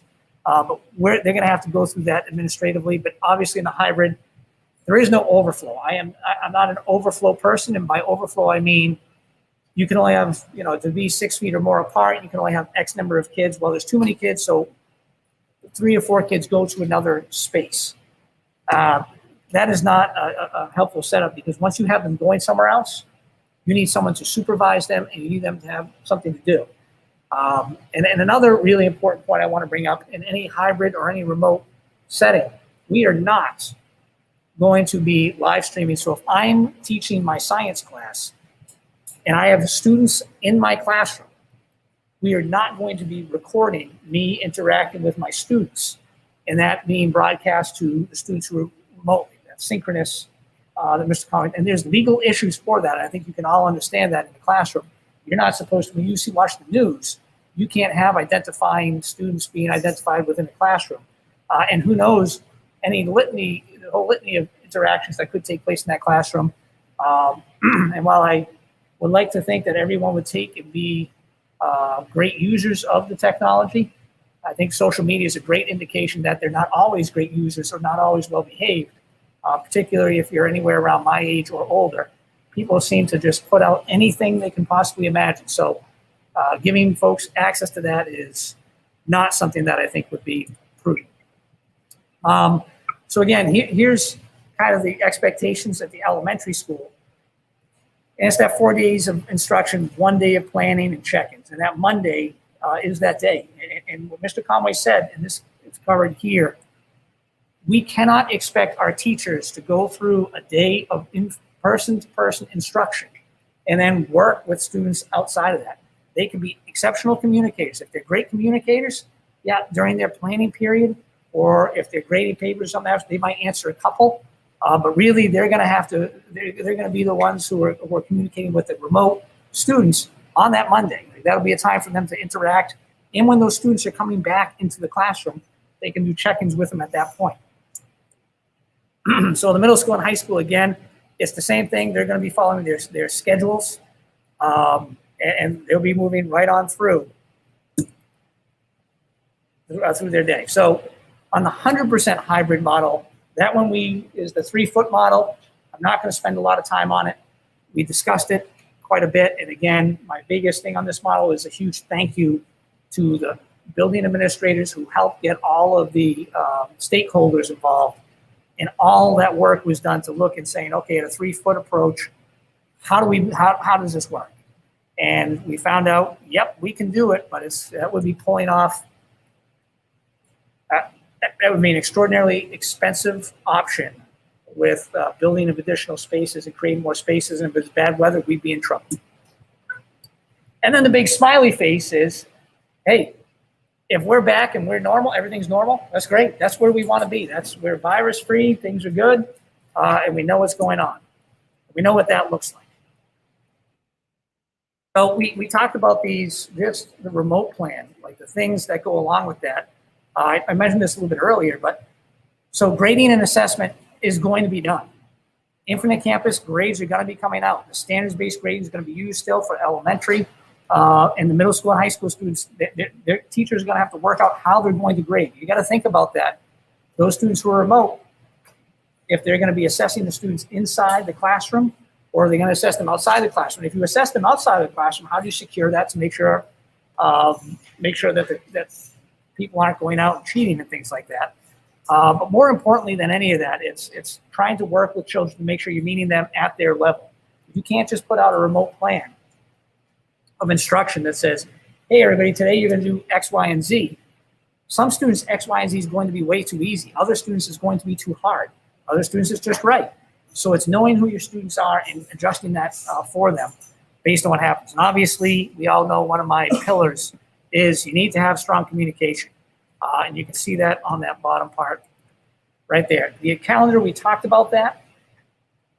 So those first 7 days through the 3rd, that is talking about safety, the protocols, procedures, how it's going to work in the school, what you have to do procedurally to make sure and ensure safety.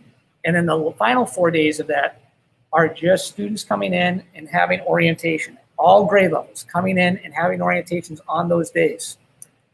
If we do 50% hybrid, that would start on Monday the 14th.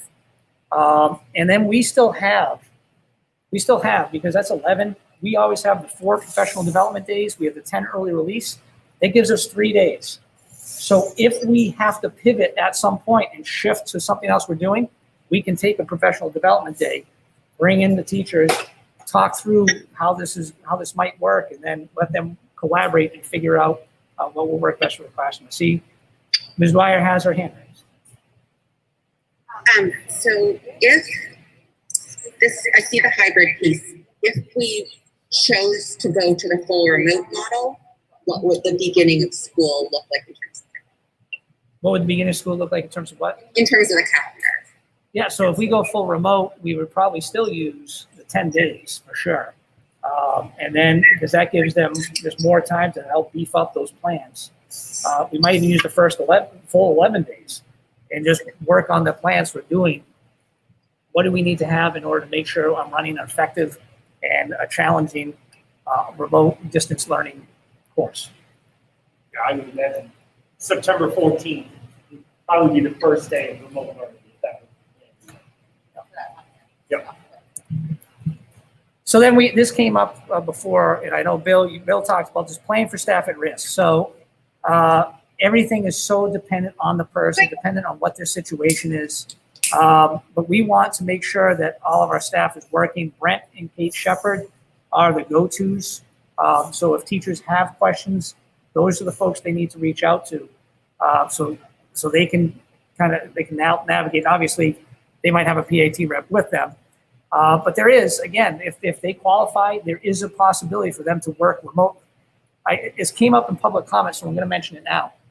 We also, in our model, and I'm sorry I didn't include this, we have and want, if you're a teacher here and your students go to school here, your students are going to school all 5 days. So they'll be there all 4 days.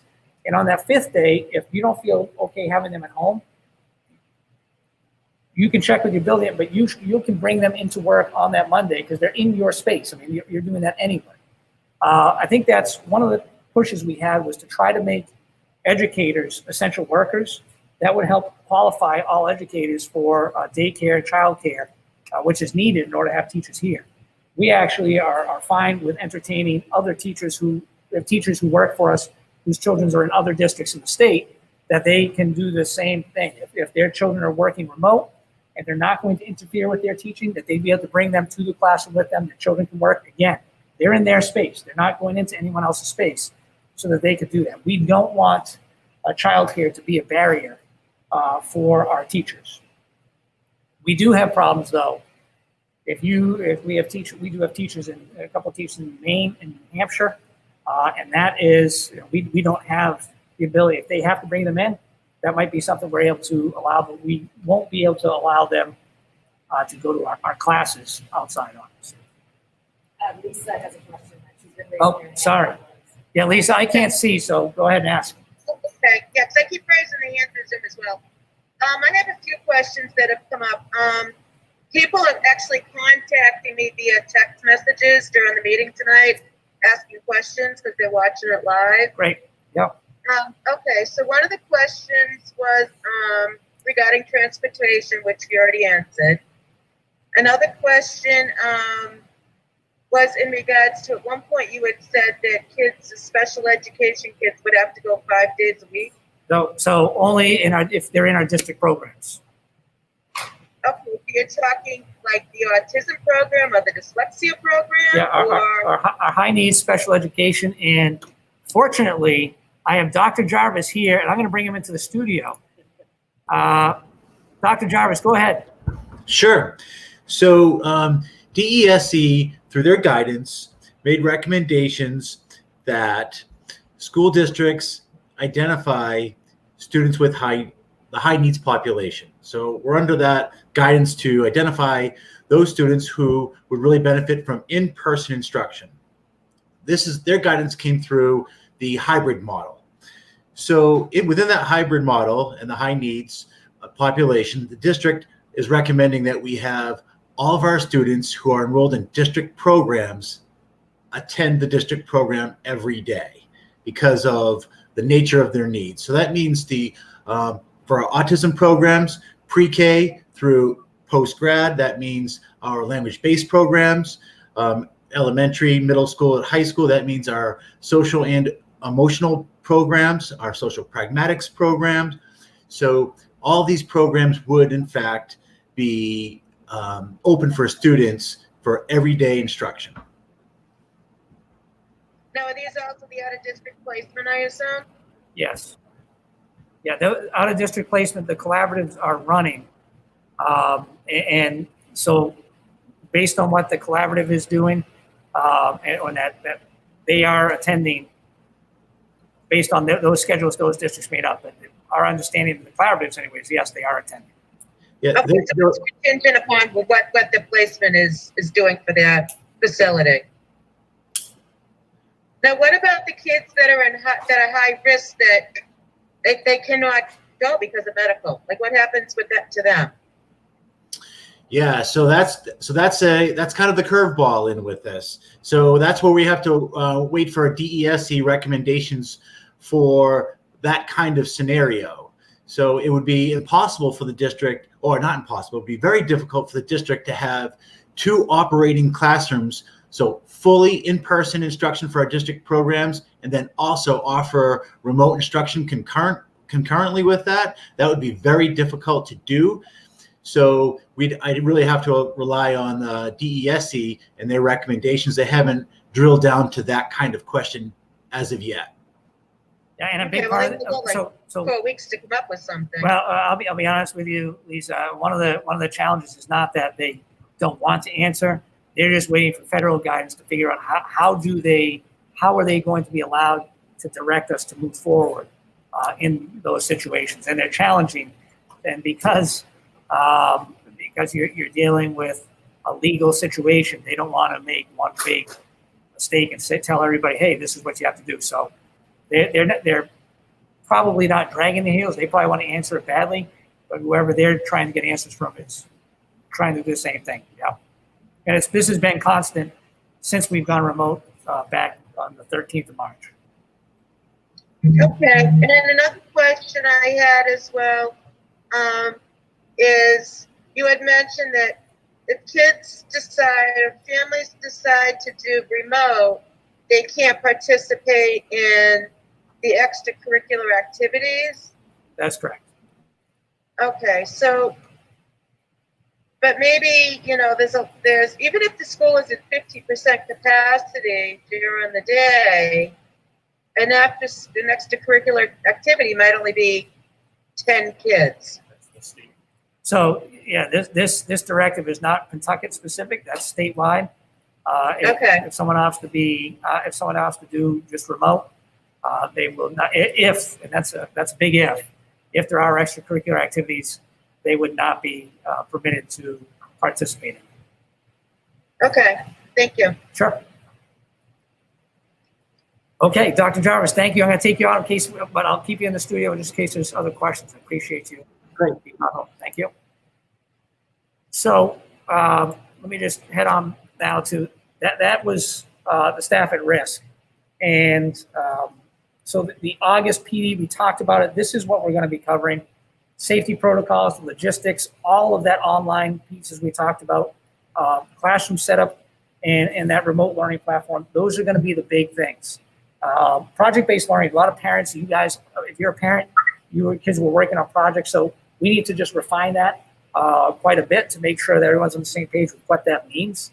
And the biggest thing on this list, and I know I opened with this and it continues to be, that we need to be able to assess the social and emotional well-being of our children that are in front of us to find out what they need. The entire time they've been at home, there is no one that can assess that. That is not something you can easily assess. If I hop on Zoom, how is Justin doing? Is he feeling okay today? Is he not feeling? You might read it on his face, but if you're only seeing him for a short amount of time, you have no idea what's going on in his world because you don't have that opportunity. And in addition to that, if you see him, you don't have the people around you say, hey, can Justin come down and talk to you real quick? That doesn't happen in remote. The other part of that is we have had consistently, we've had reduced number of cases to DCF, which sounds like it's an excellent thing, but it's also a red flag. Department of Children and Families, sorry, for those of you who don't know what DCF is. It's a red flag because as educators, those are the things we find out when a student is in need, a student is hurting. And if it's something that's going on at home, we find out about it here and we're mandated reporters, we go through and we make those calls and have those difficult conversations. Those numbers being down is fabulous. I hope it's for the right reasons, but I think it's not. I think that's a pretty good guess. So these are factors that are unknown. We don't, I'm sorry, Ms. Redding, go ahead. So given the fact that it's very important that we address the social emotional needs, I guess if you're hybrid, then you're in person, but you still might not get that information. So like, do we have a plan to really kind of figure that out? So do we have so that was what one of the teachers was asking. And one of the comments, the great comments that came out of one of our teachers today was during the first 6 weeks, we need to make sure we are constantly engaging with the children when we have them and building that sense of community. So it's not just the teacher, but the peers that might be with that student who can help identify that there's a problem. I think all of you, many of you have been teachers, so you know that's typically how we find out. It's not necessarily the student who comes to the teacher. It's either the teacher picks it up or it's the student that's there and sees it. Our teachers have gone through the PD and trauma, but for, I think, not just Pentucket, for every single school district, this is going to be one of the biggest issues that we talk about in PD when we come back from or at the start of this year about what to look for, what are the signs, how do you engage, what's the protocol. We've made calls and we have those great partnerships with our local law enforcement. Where there are questions, we've had them go and do wellness checks. I think we did 3 in the last few months. We've done 3 wellness checks, and it's great. And so they're able to go and see what the problems might be, and if they pick it up, then we get the correct services that are there. The problem is when we're fully remote and we don't have any opportunity to see the child in person, we don't know always what's going on. You got another follow-up? Yeah, follow up to what you said. So we're asking teachers to come up with a hybrid plan. We're asking teachers to come up with a synchronous plan. We're asking teachers to come up with an asynchronous plan, but we're also asking teachers to be guidance counselors. So at some point, I worry that we're trying to do so much that we're not doing anything well. Yeah, so two parts, and that's why we think that Monday is so important for be able to plan and do all that remote stuff so that they can set that up. But there's no question that mental health piece, and part of that grant that came up with the 225, we've talked about bringing on part-time counselors. They can't be with us the entire time. They can only be with us up through December 30, the end of December. Unless they change it, which they might. Yeah, we don't know what that's going to mean for the federal money. But yeah, that's one of the sources we're looking for. But even for counselors, you can imagine that's going to be a challenge. But there's always, when you think of mandate, there's things that just stand out that a teacher identifies, and then they go to the counselor. The counselor has that conversation. We have to have, and everyone's going to be looking for part-time counselors, but we're going to have to get those folks in place. So that was the PD in August. We did that. So the unknown factors, but things that really do need to be considered. So there's this issue of federal aid, and I am not Nostradamus. I don't know what's going to happen with that. This was being talked about for weeks, and the state was telling us, we didn't hear anything about it until recently when it started kind of coming on in the last. But I think we all understand that federal aid could very well, and I would guess likely going to be tied to whether or not states decide they're going to go to school or not go to school. So that's one thing that just, we don't know what's going to happen, if that's going to be tied, but that's one of the pieces. The employment part, Greg and I have had this conversation.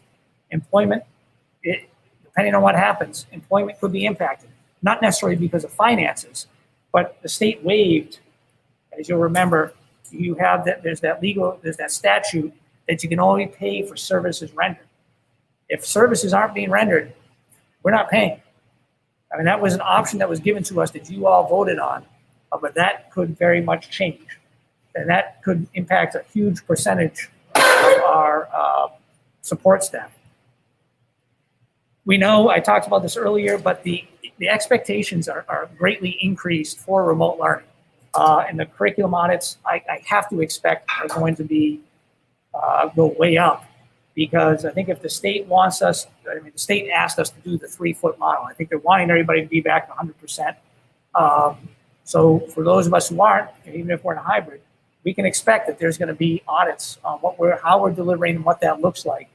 And obviously they have the right to do that. And we just talked about the extracurricular and athletics as well. What's that mean? Yeah, we talked about, yeah.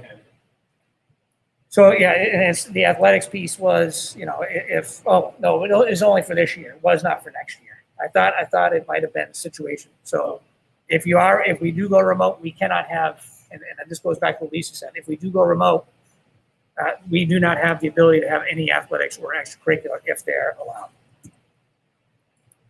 So just to revisit, these are the most important considerations as of right now. Student and employee safety and health, student and employee well-being, home environments, where are our students coming from, the academic environments, what is that going to look like when in the school, what does that look like at home, their academic progress, and for our special education students, what does that mean for them on the high needs 5 days a week if we are remote? And that is all the information. I know it's a lot, but I'm going to go back to ultimately the spectrum here. This really is the question. I'm back on the slide that says the spectrum of return. And that ultimately is the decision that needs to get made tonight. We are going to file the full plan no matter what. And we'll make edits and things like that. I know a lot of you, we've gotten feedback that, trust me, that is very helpful to have that feedback.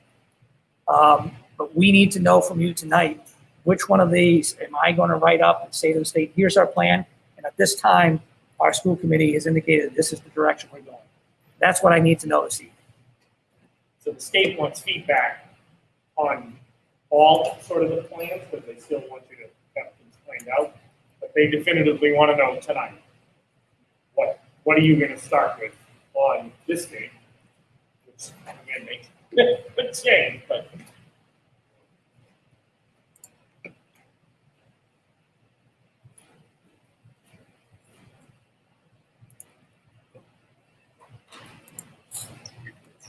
Thank you, Dr. Reed. You're welcome. Yeah. So now we need to discuss.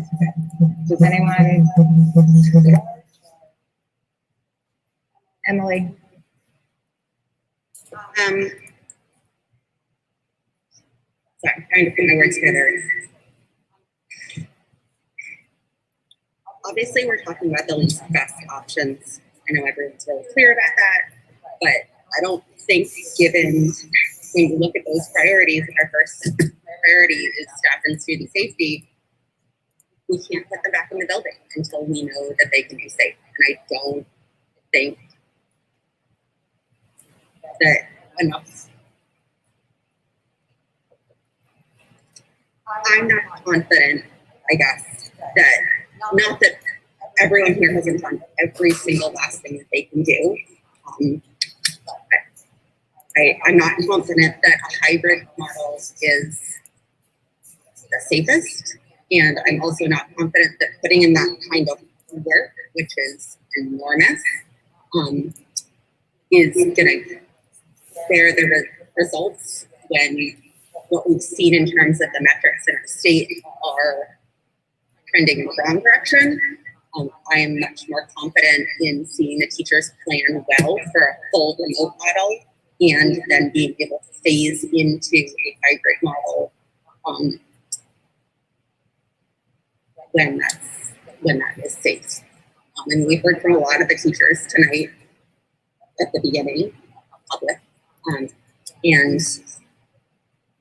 I'm confident that they can do an amazing job if they're given the time to train and plan for full remote, but trying to do a half remote and half real life, half people in a building, but like it's 1950 is not what I'm confident is best for students, for our teachers.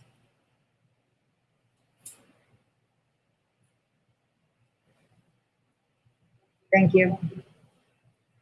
Joanna?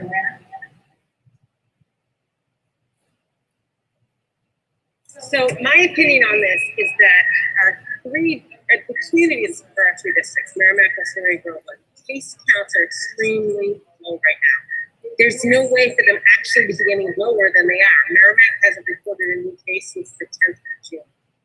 So if we're going to try this, we have to try it now. It's not going to necessarily, it can't get better because we're not seeing any cases right now. So my vote is going to be to go for hybrid model, but at least try it. We always know if it's not working, if the state cases just sticking up, we can always go back to where it's remote. But if we start remote, I don't think there's any way you go to anything but remote instruction until there's a vaccine. You know, in best case, that's January, but we could be looking at 2 years from now for vaccine. So I think we at least have to make an attempt with the protective equipment with the face masks to go to remote. Yeah, I'm hybrid model.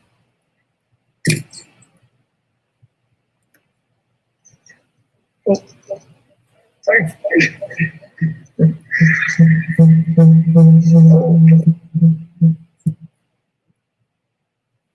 Yeah, Chris.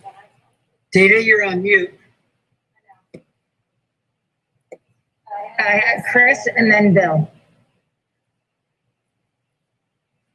So I agree with Joanna that I think our best attempt would be to try the hybrid model, but my concerns are what does the decision tree look like if we have one case in one school. We shut the whole school down. Like, I think that's part of the plan that I didn't see what's clear. If it happens during the day, do we dismiss the kids? Do we shelter in place? Do we, I don't even know what that looks like. Also for sick time for teachers, like if teachers outside go to the grocery store and all of a sudden they get contact traced back. Like, I think there's still a lot of what ifs that could impact what could be a very good hybrid plan, because I do think the hybrid plan under the best of circumstances would be good. But I just feel this, like, is it really realistic to think that that's actually going to go well and that we're not going to have the numbers increase in the district, whether by town or whether in the schools or whatever? I mean, that's my biggest concern, is if we spend all this time getting ready for hybrid and then one thing happens and boom, you're remote. So, Madam Chair, I'll just quickly, I would just make mention that yes, absolutely, there is a situation where we have that protocol of if someone does test positive, here's what has to happen. So if it's in a classroom, if it's a teacher, either in elementary school, if someone tests positive, all of those children have to be quarantined for 14 days. And now that's just that classroom. And again, it goes back to where was that person, and that's why they're want cohorts in the elementary. At the middle school and high school, it's different, right? Because in the middle and high school, we have some students who go back and forth. And at that point, if there's a positive case, for us, that's a bigger impact. It's where because we share students and teachers between places, it depends on what the impact, but that could very well, one case could shut down both the middle school and the high school temporarily. But that protocol is in place. I know the state is also working on a metrics program so that they can let us know kind of how we see these numbers already, but specifically in our communities where things are. It's easy enough for us, I think, as Dr. Blanchard just said, it's what those numbers are in the towns right now. We can get that information. But again, kids are going to homes where parents are sometimes leaving, coming and going.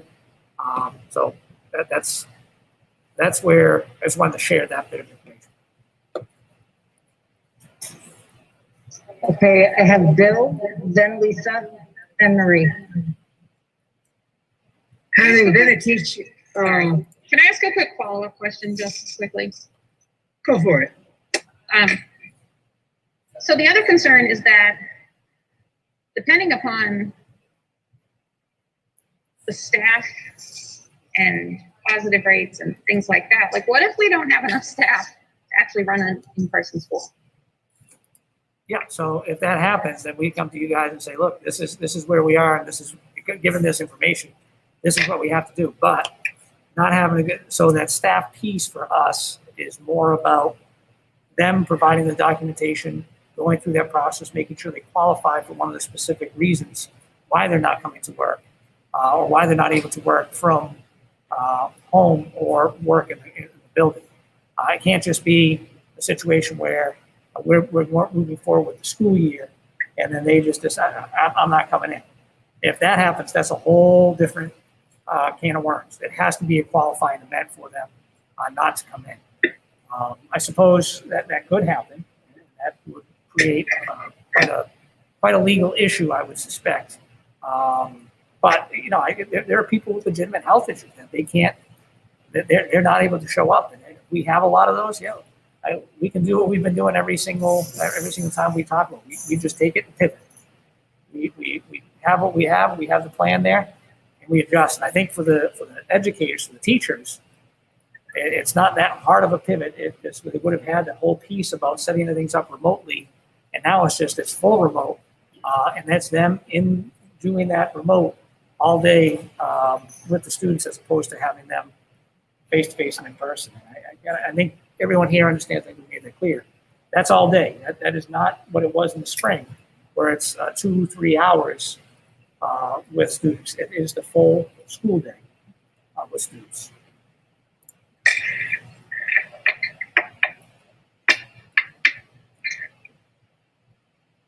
Bill, I think that's you. Okay.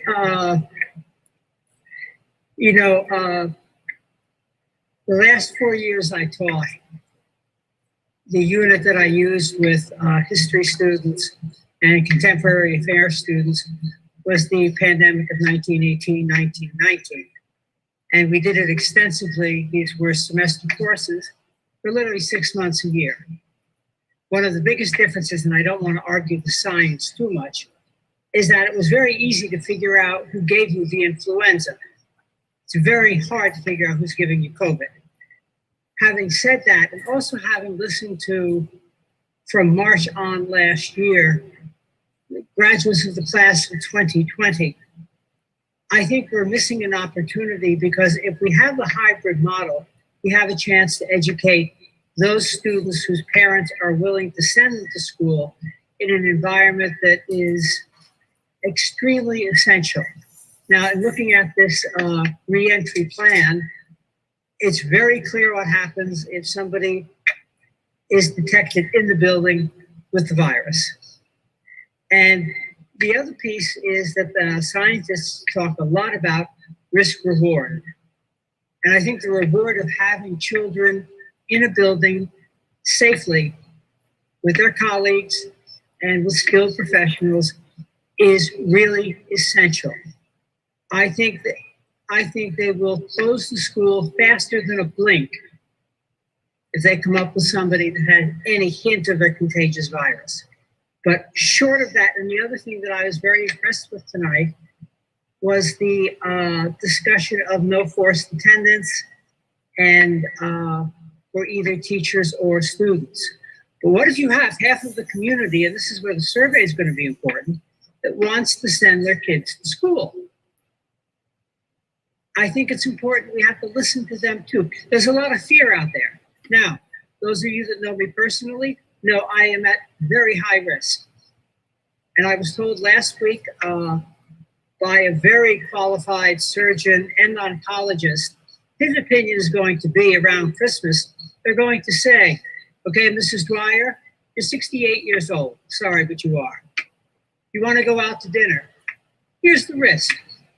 Do you do it? On the other hand, if the reward factor and the age factor factors in, and children are very resilient, I'm aware of the droplets and everything else, I think it's essential that these kids that want to have an education in the classroom with the protocols that have been set up, and they've been fairly strict according to what I've read, I think they deserve that chance. And if, for example, Dr. Bartholomew, you run your survey and half of the parents in this community, and I'll be surprised if it's that many, do not want to send their children to school, you'll have a model for that. But we also owe it to the other children, and we owe it to the professionals who know what they're doing to let them do it. So for that, I will be voting for the hybrid model. Thank you. And now I'm going to have to go on mute so the rest of you can talk. Thanks, Bill. Lisa, you're up. Okay. I'm concerned about having kids go back into school with the, the staff. It's like, yeah, the Pentucket numbers for the 3 towns might be low, but it doesn't mean everybody coming into the building lives in the 3 towns. So I think, we're opening ourselves up to like a can of worms, and I'm sure the numbers are going to go up. And I think it potentially spread like wildfire, And, I hear what Joanna said too about, vaccines might not come out for a while. But to me, it's, I personally am just not comfortable, with the hybrid plan. I just think, until everything's under control, I'm just more happy with the remote. And I'd like to see some, more professional development in the area of remote so that it looks different going back to school this year, if it is going to be remote than what it was before. And I know they mentioned too that if like a teacher tests positive, that the students, are going to have to be quarantined for 14 days. So the same would go for transportation as well. that if somebody on the bus tested positive, they'd all have to, go into quarantine for 14 days. So at that point, we're bringing in substitute bus drivers. I don't know. It doesn't feel right to me.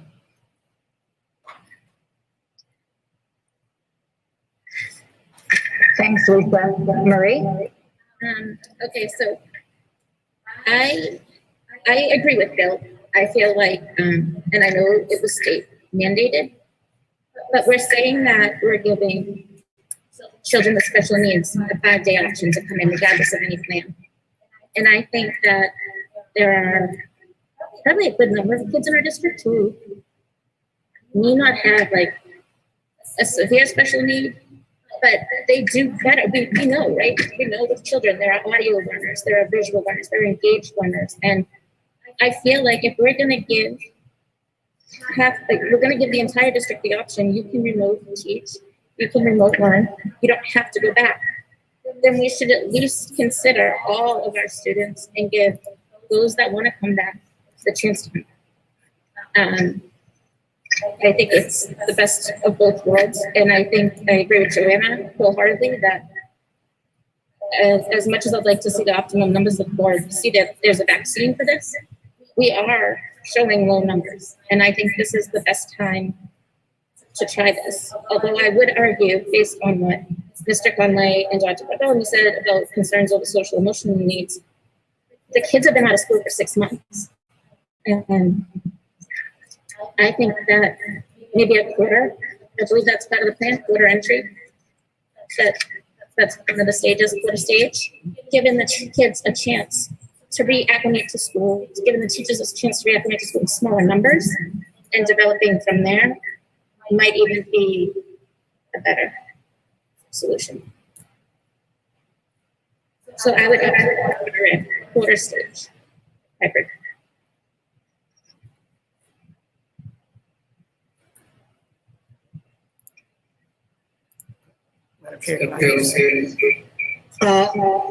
I'd like to ask that maybe we consider bringing this to a vote. I haven't heard from everyone yet, Bill. I just wanted to say that I also believe, or I do believe in the hybrid model. I was part of the process, and I was really impressed with all of the brainstorming and the details. And I know that everyone's very, and I believe, and Bill was right, give the parents the option if they want to send their kids to school. We can try it. It is the only time we could probably try this, because eventually I think we would probably be remote and going further into the winter if it explodes. So, I'm also nervous, like Chris, if we have, even one positive case, that's really scary. But at the same time, the risk reward and, the children, I have an only child who, really needs some social interaction with her friends. Her whole life is school. And I think she would choose, and she was pretty scared about COVID, but I think she would choose to go to school, and even if it is in that limited capacity. And we're trying to be as safe as possible for the teachers and the kids. Does anyone else have anything? Madam Chair, if I could. Yeah, thank you. So I just wanted to make mention. So I think what I heard Ms. Belzani say was that whole. Were you saying possibly looking at the 25% and carrying that on a little bit longer? Okay. Yeah, sure. I would be into that.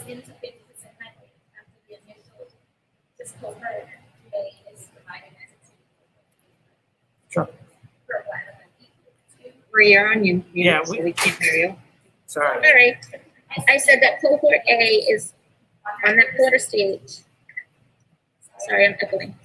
The quarter stage model, you would have half of cohort A, if I'm correct. Yep. Then half of cohort. So it's a smaller group of children initially acclimating to this new masks, which way to walk down the hallway, That's correct. How to engage with the teacher. Yep. And that stays lasts how long? So it's right now in our plan, it's 4 days. We can adjust that. It's not. Just know that in the initial plan, the 4 days are non-instructional days. Right, it's just, So when that quarter is in, the other 3 quarters are not remote learning, they're just home. Those first 4 days are non-instructional days, they don't count. It's part of the PD, census orientation. If we were to extend it longer, we would have to make them instructional days and remote learning for the 3 quarters that weren't. Just because of our meeting the 170 and the time limit. Okay. So what I was advocating for and what I believe was the 4 days and then you go into the hybrid model, not directly start with 50% hybrid model for all students. That's what we're, I guess, suggesting to the committee. Okay. Wayne, you have a question? Just a point of interest. Everybody knows it, but the fact that the 2 largest teacher groups in Massachusetts have evidently weighed in overwhelmingly for not returning. There's got to be something to be said for that. There's no easy answer, and everybody's input is certainly well appreciated by everyone. But the fact that the 2 largest, which would encompass 95% of the teachers in Massachusetts, are saying they don't believe any model at this time is really safe.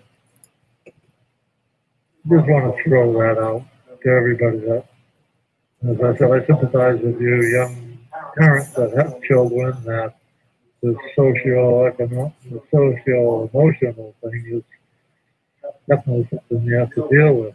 The other only point is, if I were to say I want remote, then I'm not in favor, or I ever will, keep pushing things back 2 weeks and revisit, 4 weeks revisit, like the MIAA wanted to do that with sports. I think parents deserve to know this is what we're doing, X amount of time. And so talking with other teachers from other communities, I said that this night when we talked about it, that that'd be for fully remote, let's visit it after a semester or 2. But I'm not 100% in any direction.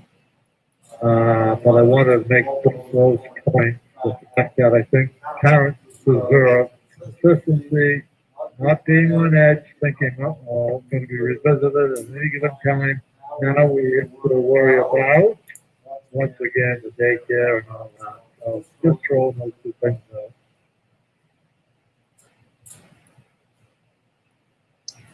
Emily?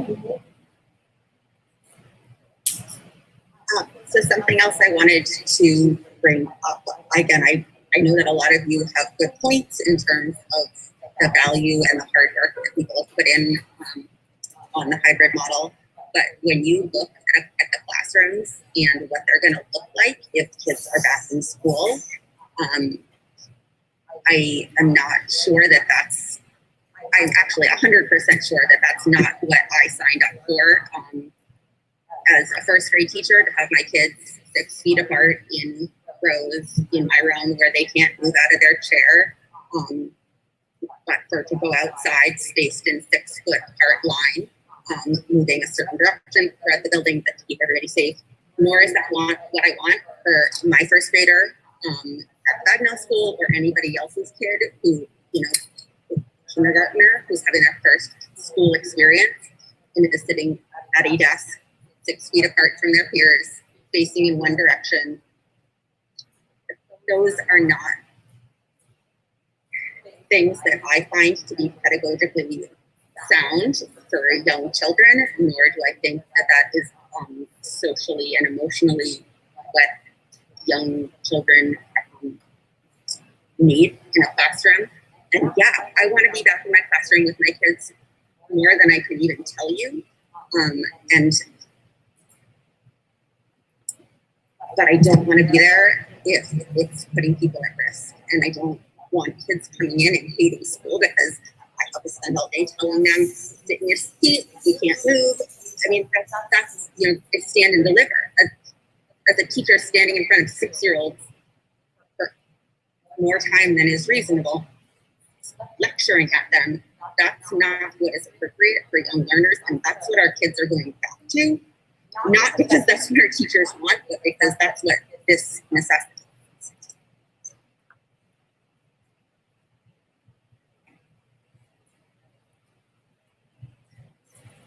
Emily, I agree with you too. Like, if both sides are just, you have some really good points. Does anyone else? Bill, did you have something to say? Yes, I did. You can't disagree with Emily, but what we're voting on is kind of a compromise. You don't have to send your child to school. However, you do have the right, assuming that the numbers would add up to make it feasible to run a classroom, of having your children in the building. And pedagogically speaking, the value of contact at every age, from pre-K up through grade 12, cannot be underestimated. There's no stigma if you decide not to come. There's no stigma if you are taught remotely. But by doing a blanket remote model, squeezes out and eliminates those parents that want their children in school. And the only other point that I would bring up, which I've seen in every model from coverage in the New York Times, north, south, east, and west, is the minute they detect the possibility of the virus, the thing shuts down. So one of the things maybe we're voting on, if we look at the hybrid, is do we take a chance with those parents that are willing, and those teachers. And yes, Wayne, I was kind of surprised at the PAT and I forget the other association, but that's not 100%. There are quite a few teachers who can't wait to get back to the classroom. And I think that's a very important point in all of this. I think since we're not voting on bringing all the kids back or squeezing all the kids out, I think the hybrid model allows for compromise. And I think we owe it to the community, especially since it doesn't seem to be politically correct to say, if you are a parent who knows your child, knows your health, and you should send that child to school, I think Dr. Bartholomew's safety coverage would more than protect them. So thank you for listening.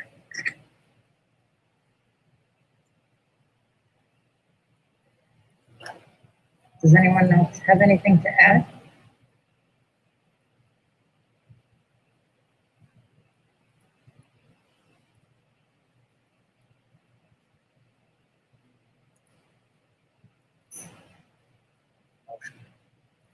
Can I have does someone want to make a motion? I think Lisa had her hand up to. Oh, okay.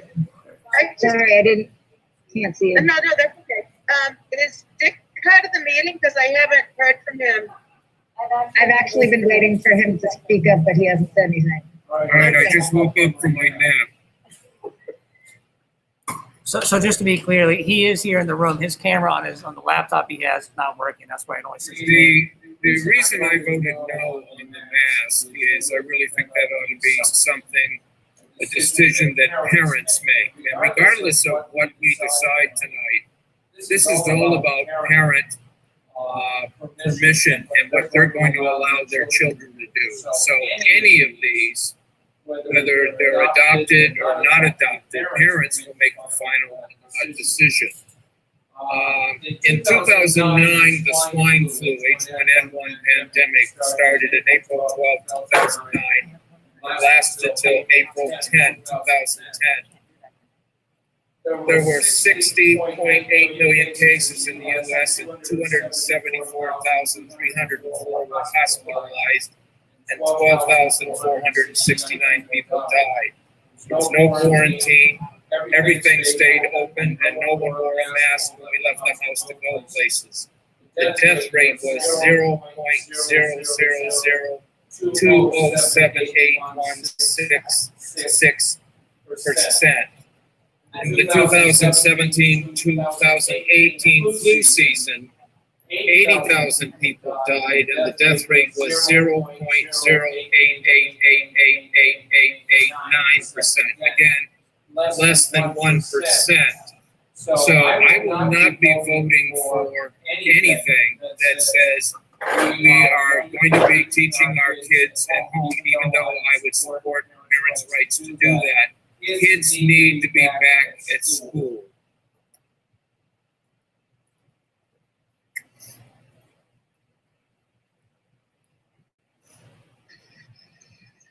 Thanks, Dick. Amen. I'm saying I want to talk to the committee though. I have someone in public comment that had got kicked out, and she would like to be able to speak before we vote on this. And as a committee, are you guys okay with me letting her speak for 3 minutes? No?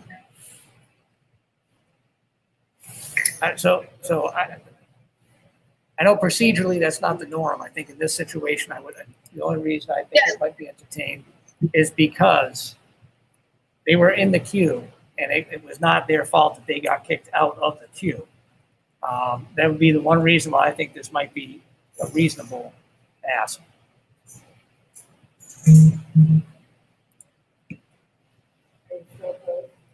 they were in line and it was a technical issue, I don't know why we wouldn't let them in.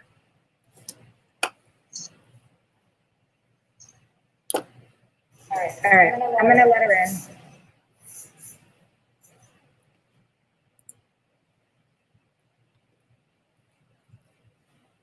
If my computer lets me.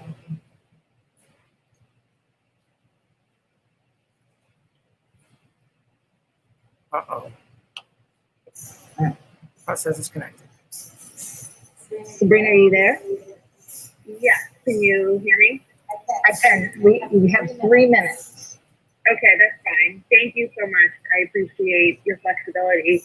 And thank you, administration, for speaking about the plans and for school committees discussing everything. I know it hasn't been an easy task. I'm Sabrina Simone. I'm vice president of the PAT for the secondary schools. And I know this has been a really, difficult time, unprecedented time for everybody. We do have numbers. We as a union took a poll. We, just like the district, consider students and staff health and safety as a top priority. So our most recent poll was just last week, and we have 43. So we looked at really just two criteria. Number one, the number of staff members that have children under 17 at home. As we know, childcare can be an issue. And number two, we wanted to know how our teachers felt. Do they feel safe going back? Again, their mothers, parents, daughters, etc. So 43% of our staff members have children under the age of 17 at home. That's the big consideration. And we heard Julia Doherty speak earlier. What happens if some of those people have childcare issues? Many of us do live outside of the district and even out of state. Additionally, over 69.4% of our staff members feel more comfortable. They feel safer teaching remotely. And again, just considering everybody's health and well-being at this time with the hybrid plan that just doesn't seem to capture everything. We would love, I understand that there will be a vote tonight. We would love for the school committee and administration to perhaps walk through what the hybrid model would look like in a day, even on Mondays when only special ed students would be in the building. I know some other districts have done that. I believe Ashland did it. But we thought that would be a great opportunity to really, talking about it is one thing, but experiencing it is another. So thank you for your time. Thank you.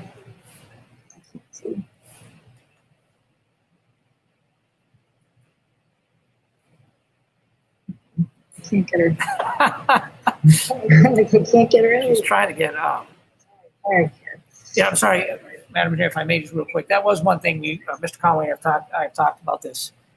Once you decide, I think we'd be happy to open up the doors just to take you into a classroom, an elementary, middle school, high school classroom, so you can see what the hybrid, if it's remote, we don't have to do that. You know what that looks like. Ta-da. If it's a hybrid though, you're coming in and just sitting down so you can see what the students would have to go through. I think that's a good experience. And again, I think it's important to remember that what you decide tonight is what I have to submit in the report. That doesn't mean that things change numerically and we know it's unsafe, so we turn and go the other direction. We can do that at any time. If things clear up, we can pivot that way as well. That's why I think this plan, I appreciate Chairman Trotter, that you, all the time she certainly spent and that the team spent brainstorming, because we wanted to make sure we have a spectrum that covered all possible or the scenarios we thought might come up, so that we could have in place a plan that would address whatever the needs are at that time.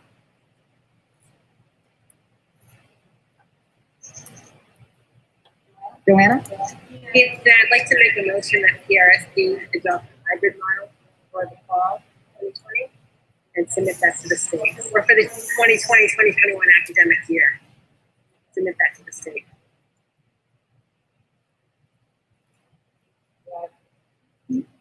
Is there a second? Can I second that? Which article?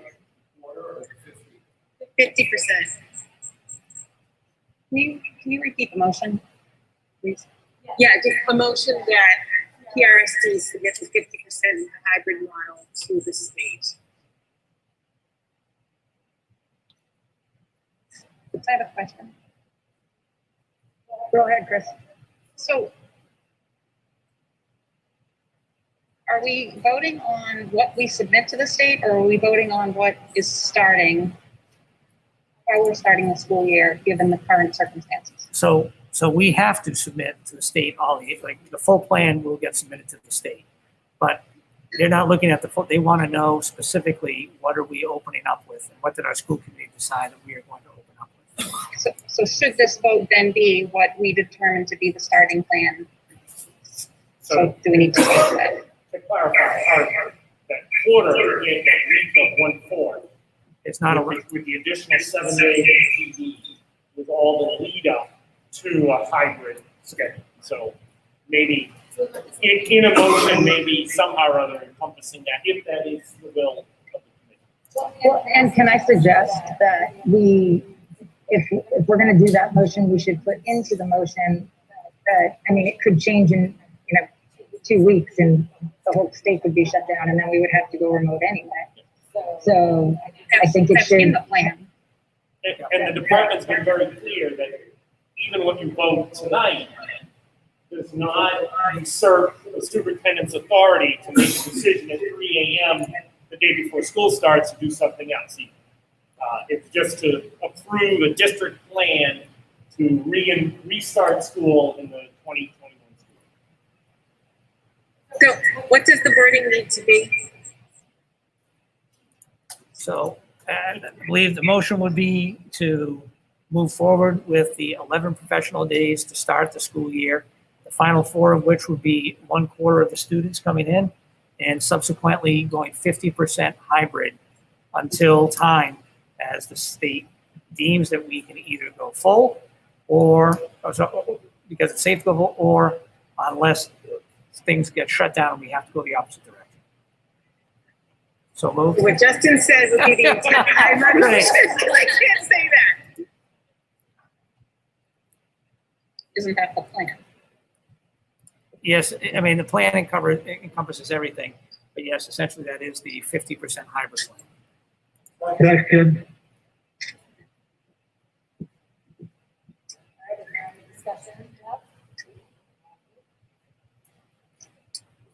Any discussion left? Phil, do you have something to say?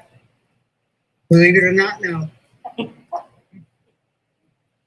Okay, then we're voting. Emily? No. She said no. Chris? Yes. Joanna? Yes. Marie? Yes. Dick? No. Wayne?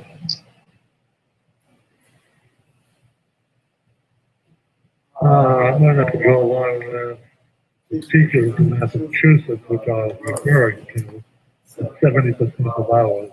No, So is that a no? no.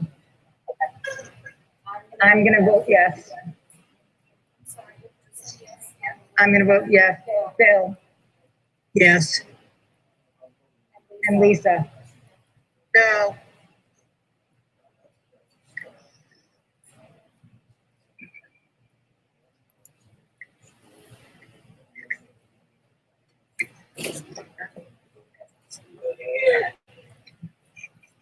Je pense.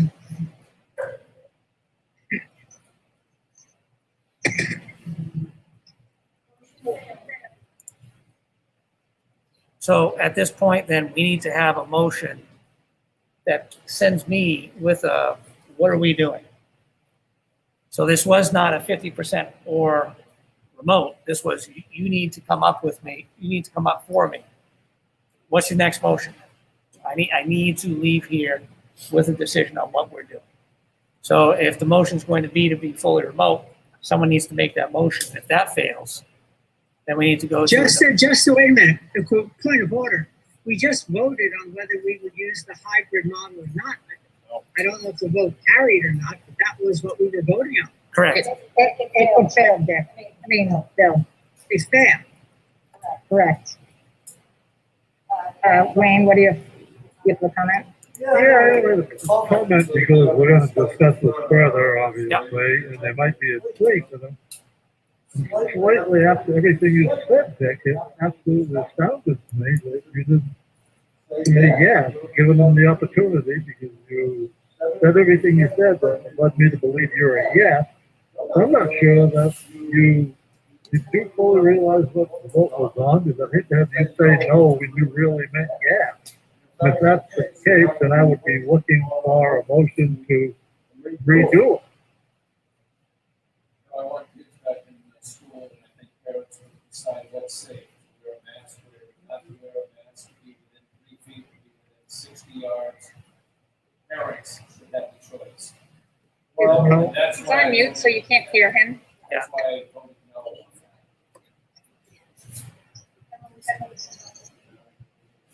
Emily? So first, I wanted to say, Dick, Yes, ma'am. we can't hear you unless you unmute, so we, I just did. but we couldn't. Thanks. So, Can second, you repeat that? Yes, I would, because you want the parents to have the choice, and I thought you used that as a bargaining point to have the hybrid, giving the parents the choice either way. And now your vote tells me it's just the opposite. Because it says president, if we vote here tonight, which I did, in favor of what teachers wanted, I said no for that reason. And I believe you're saying, yes, you want that, giving the parents the choice. So are you saying that the 50% hybrid model, which is a foot in the door, obviously, I like that part of it. You're saying that me voting no on that eliminates the opportunity for parents to make that choice. Correct. Is that what you're saying to me? That's correct, because we go to the, All right, then, I have to ask Madam Chair, based on that, can I rescind my vote? Joanna? So do we need to revote this? Procedurally, yes. Okay, so the motion on the floor, The motion failed, so somebody could make, It's the same Another thing we did the motion. last meeting. if it was the same thing. I can't name. You need to make a motion to reconsider. Okay. So we're doing it, we have to make a motion to reconsider. Madam Chair, may I make a motion to vote to reconsider? Second. Okay, Bill made the motion, Dick seconded.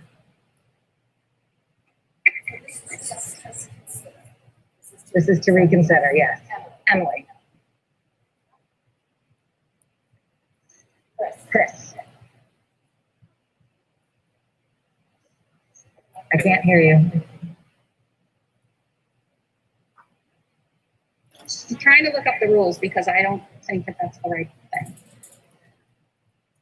And given it's such an important decision we're making, I don't want to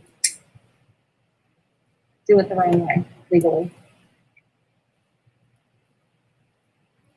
So I abstain for right.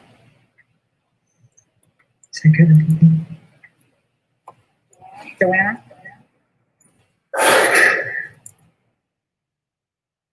Yes, vote to reconsider. Marie? Yes, vote to reconsider. Dick? Yes. Wayne? Yes. Lisa? No. Bill? Yes. Dina, yes.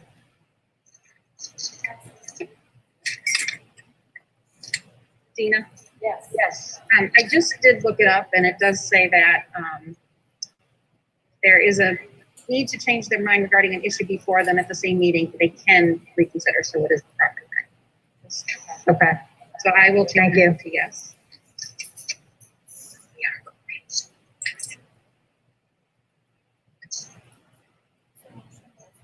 Okay, motion passes to reconsider. Now, I need a motion, the original motion. Move 50% hybrid model. Second? Second?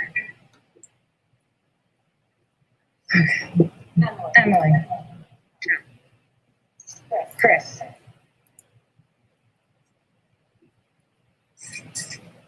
Yes. Joanna? Yes. Marie? Yes. Dick? Yes. Wayne? No. Bill? Yes. Dina? Yes. Lisa?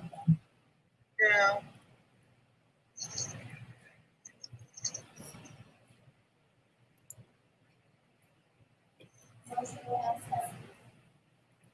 Okay, so the motion passed.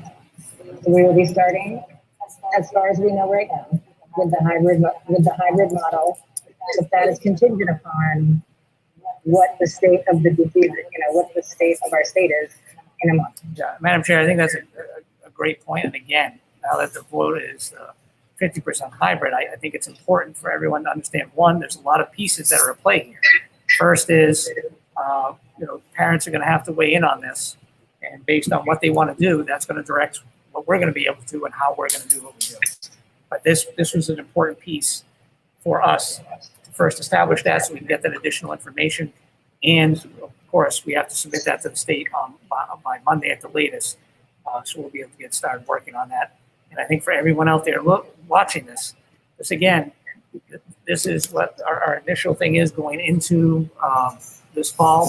It does not mean that things aren't going to change. But this is the direction. I appreciate the vote. Thank you. Okay, I want to thank everybody for being here and for your time.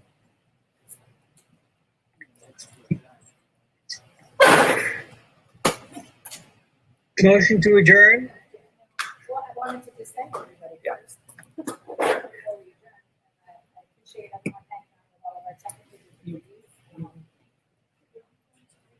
You're on mute. Sorry.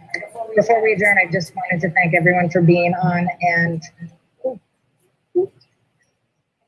I appreciate everyone's time. And this is a very hard decision to make, and I just want to thank everyone for being patient. Do I have a motion to adjourn? Bill made one. I'll second. Emily? Chris? Yes. Marie? Yes. Joanna? Yes. Yes. Wayne? Yes. Bill? Yes. Lisa? Yes. Thank you, everyone.